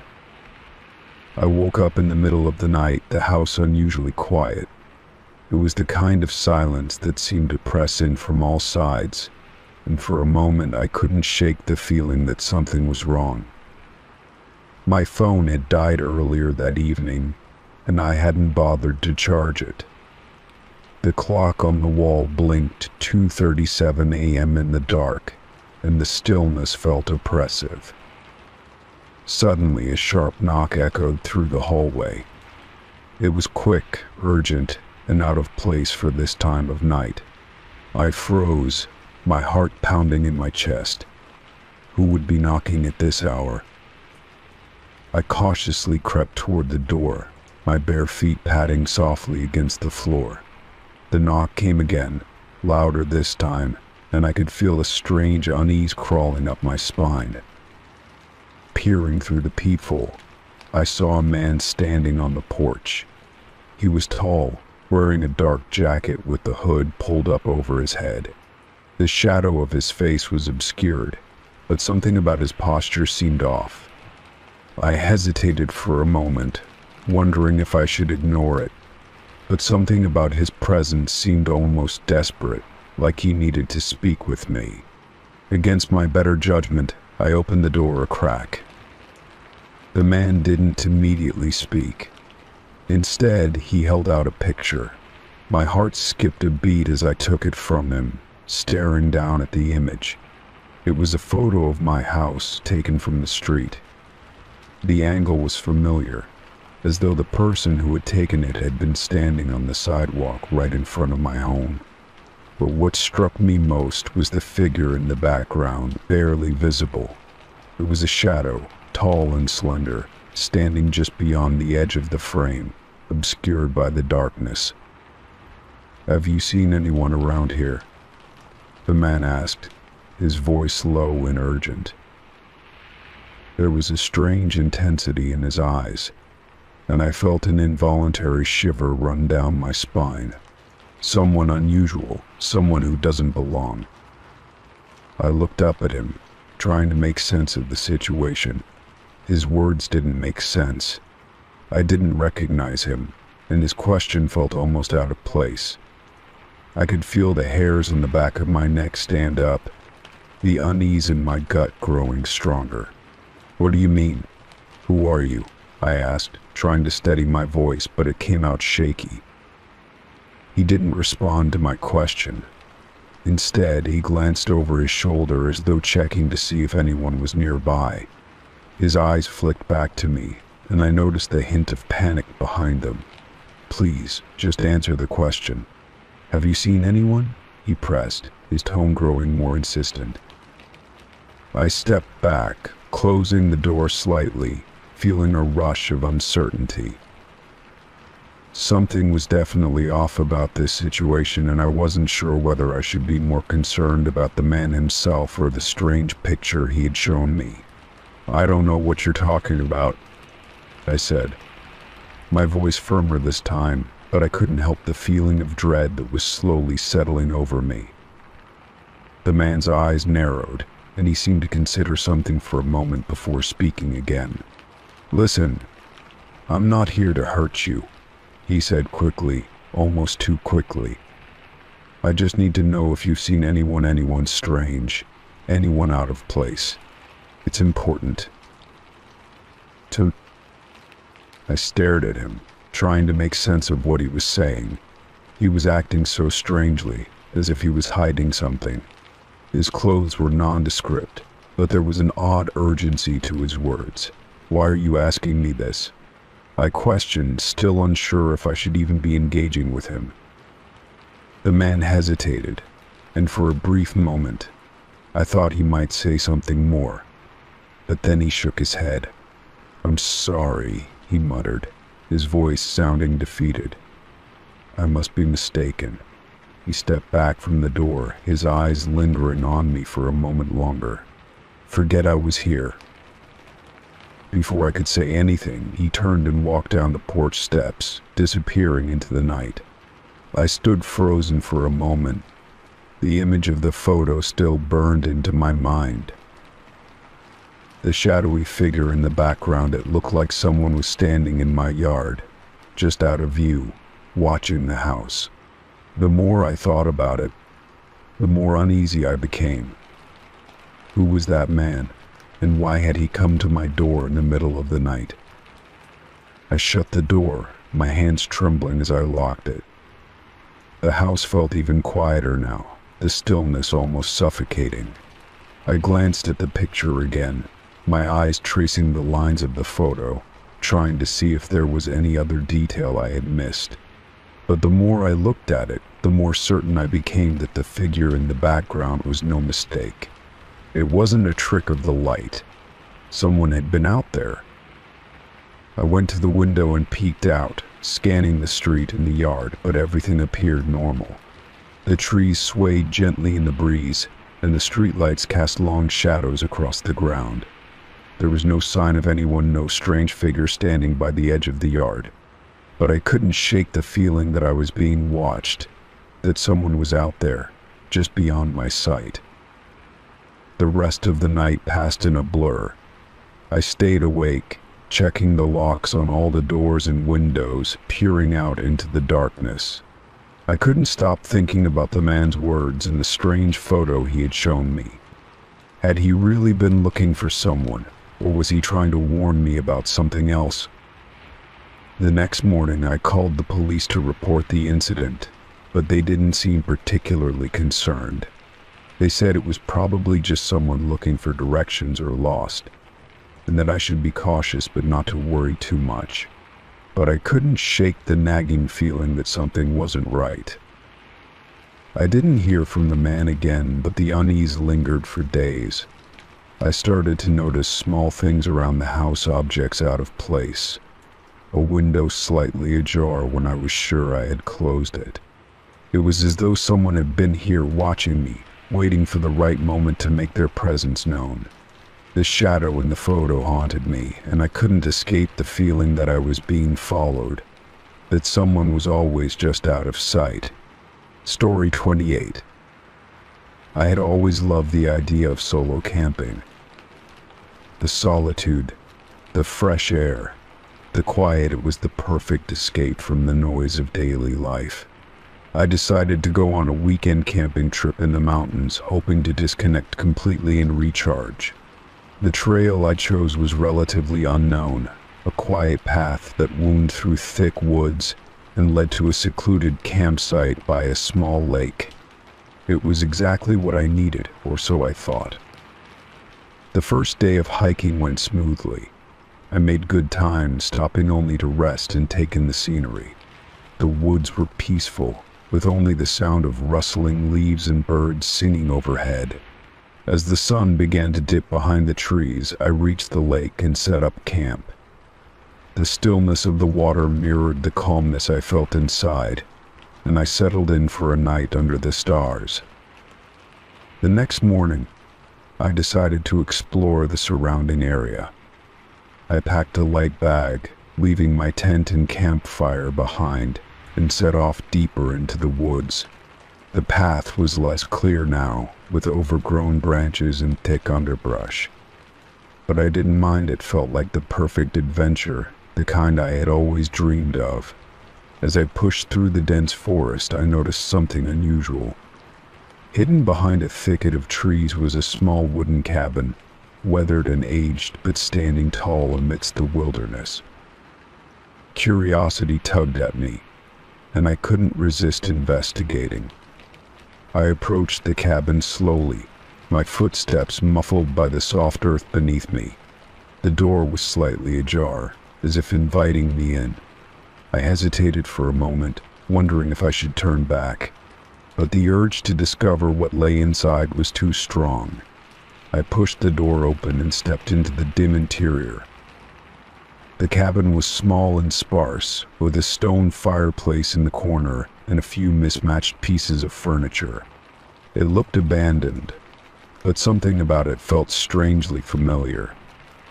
I glanced around, taking in the surroundings, when something caught my eye on a small wooden table near the window. A journal. It was old, its leather cover cracked and worn, but the pages inside were still intact. I picked it up, curious about its contents, and began flipping through the pages.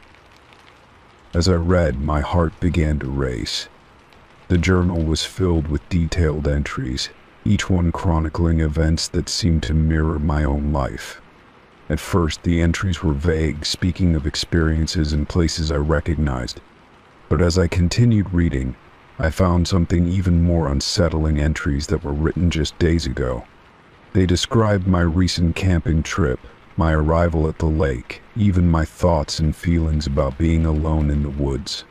The words were so precise, so personal, that I couldn't believe what I was seeing. I turned the pages frantically, my hands trembling as I read. The journal described moments from my past times I had forgotten, places I hadn't visited in years. It spoke of people I knew, conversations I had with friends and family, all in such detail that it felt as though the writer had been with me, watching me. But there was no mention of how the writer could know all of this. I felt a chill crawl up my spine as I realized that the entries weren't just about my life, they were about me, written in a way that made it clear the writer knew things I hadn't even shared with anyone. One entry stood out to me more than the others. It described a moment I had experienced just a few hours earlier, when I had sat by the lake and reflected on the quiet beauty of the place. The journal entry captured my exact thoughts, the way I had felt in that moment, as though the writer had been sitting beside me, hearing my every word. But I had been alone. No one had been with me. My mind raced as I tried to process what I was reading. I flipped through the pages faster now, desperate for answers. But the journal offered no explanation, only more entries, more details about my life. It was as if the writer had been following me for years, documenting every aspect of my existence, capturing my most intimate moments. The more I read, the more I became convinced that the person who had written this journal knew me better than I knew myself.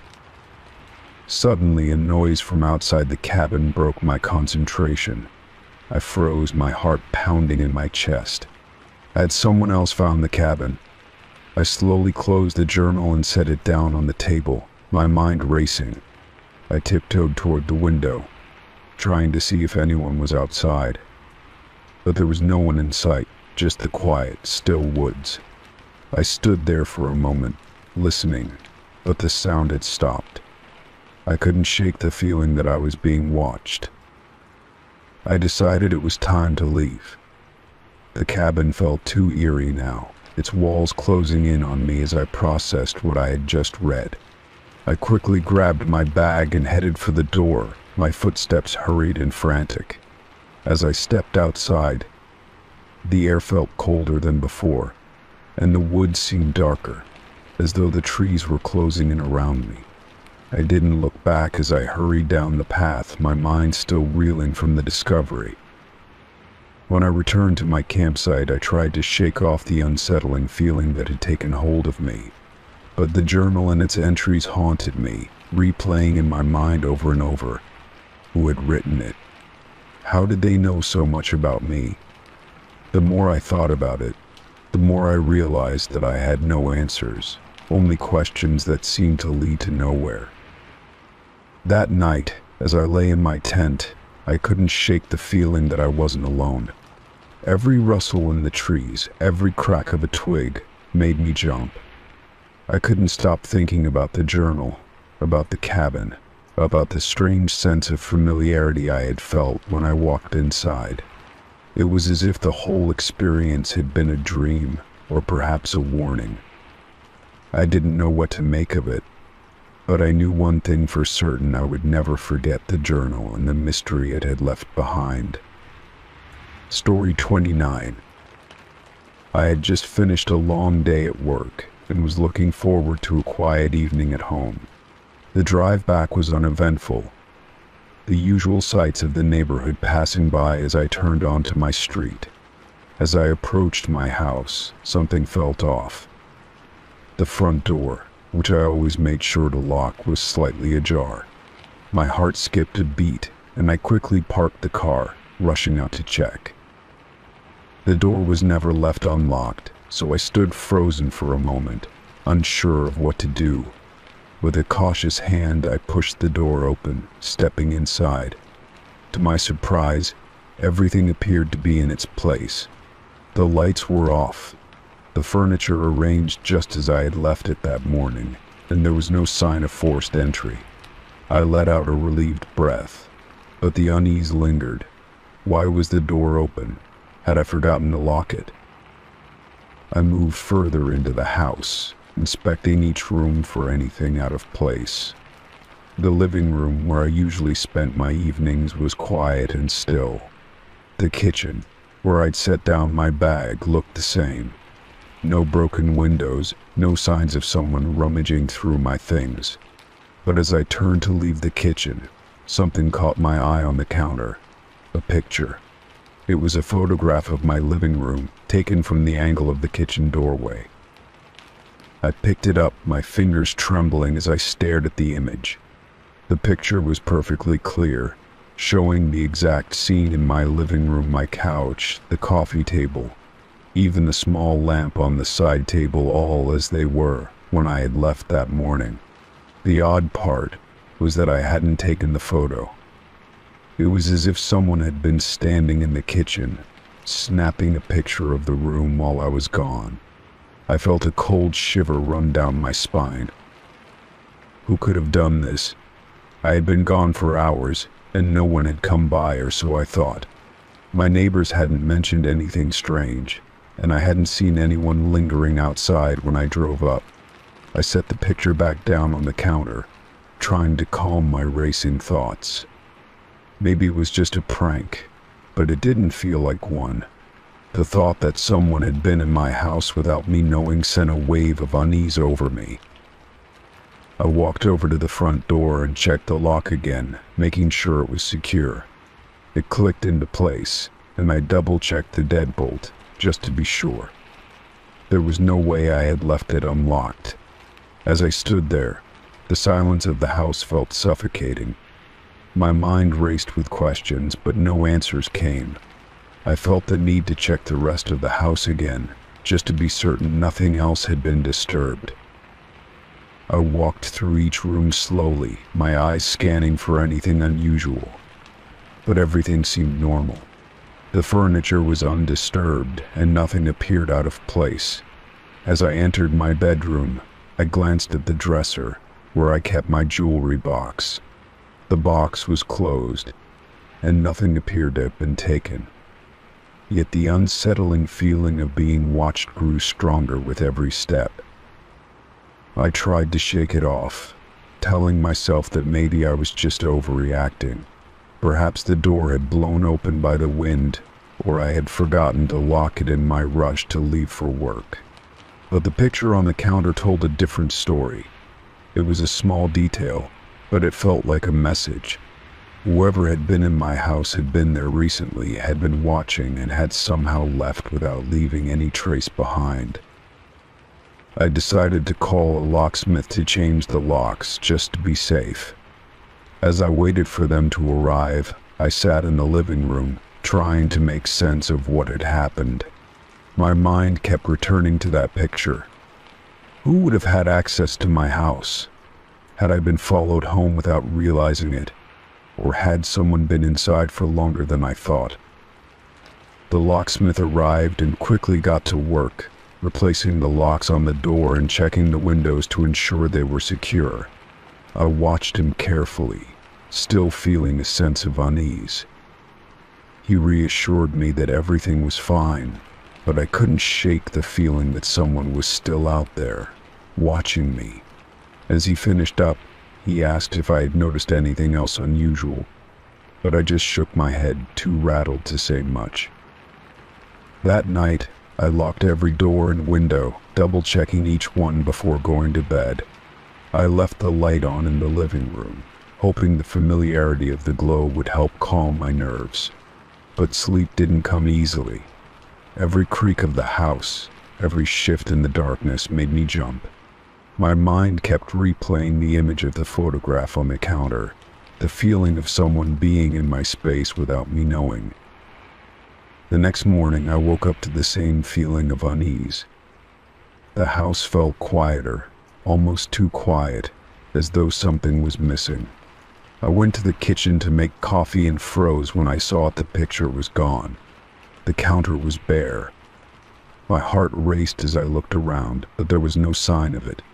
I searched every room, every drawer, every surface, but it was nowhere to be found. I tried to rationalize it.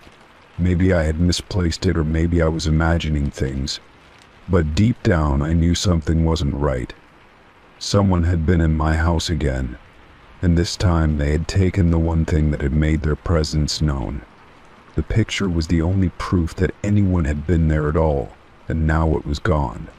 The unsettling thought that someone knew my every move, that they were still watching, refused to leave my mind. Story 30. For weeks, I had been hearing strange noises in my apartment, soft creaks, footsteps in the hallway, and occasional whispers that seemed to come from nowhere. At first, I thought it was just the building settling or the wind causing the odd sounds. But as the nights wore on, the noises grew more frequent, and I began to feel a creeping sense of unease. I couldn't shake the feeling that I wasn't alone in my apartment, even when I was certain I was the only one there. I told myself it was just my imagination playing tricks on me, especially during the late hours when I was exhausted. But there were times when the sounds seemed too deliberate, too purposeful to be anything but someone or something intentionally moving around. I tried to ignore it, hoping that the noises would stop, but they didn't. Instead, they seemed to intensify, like someone or something was getting closer. The tipping point came one night when I was lying in bed, wide awake, trying to block out the noise of shuffling footsteps that echoed from the hallway. I had heard them before, but this time they were louder, closer, almost as if they were right outside my door. My heart raced as I lay perfectly still, listening intently.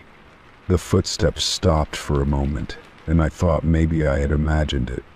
But then, the sound of something lightly scraping against the wall made my blood run cold. I couldn't take it anymore. I had to find out what was happening.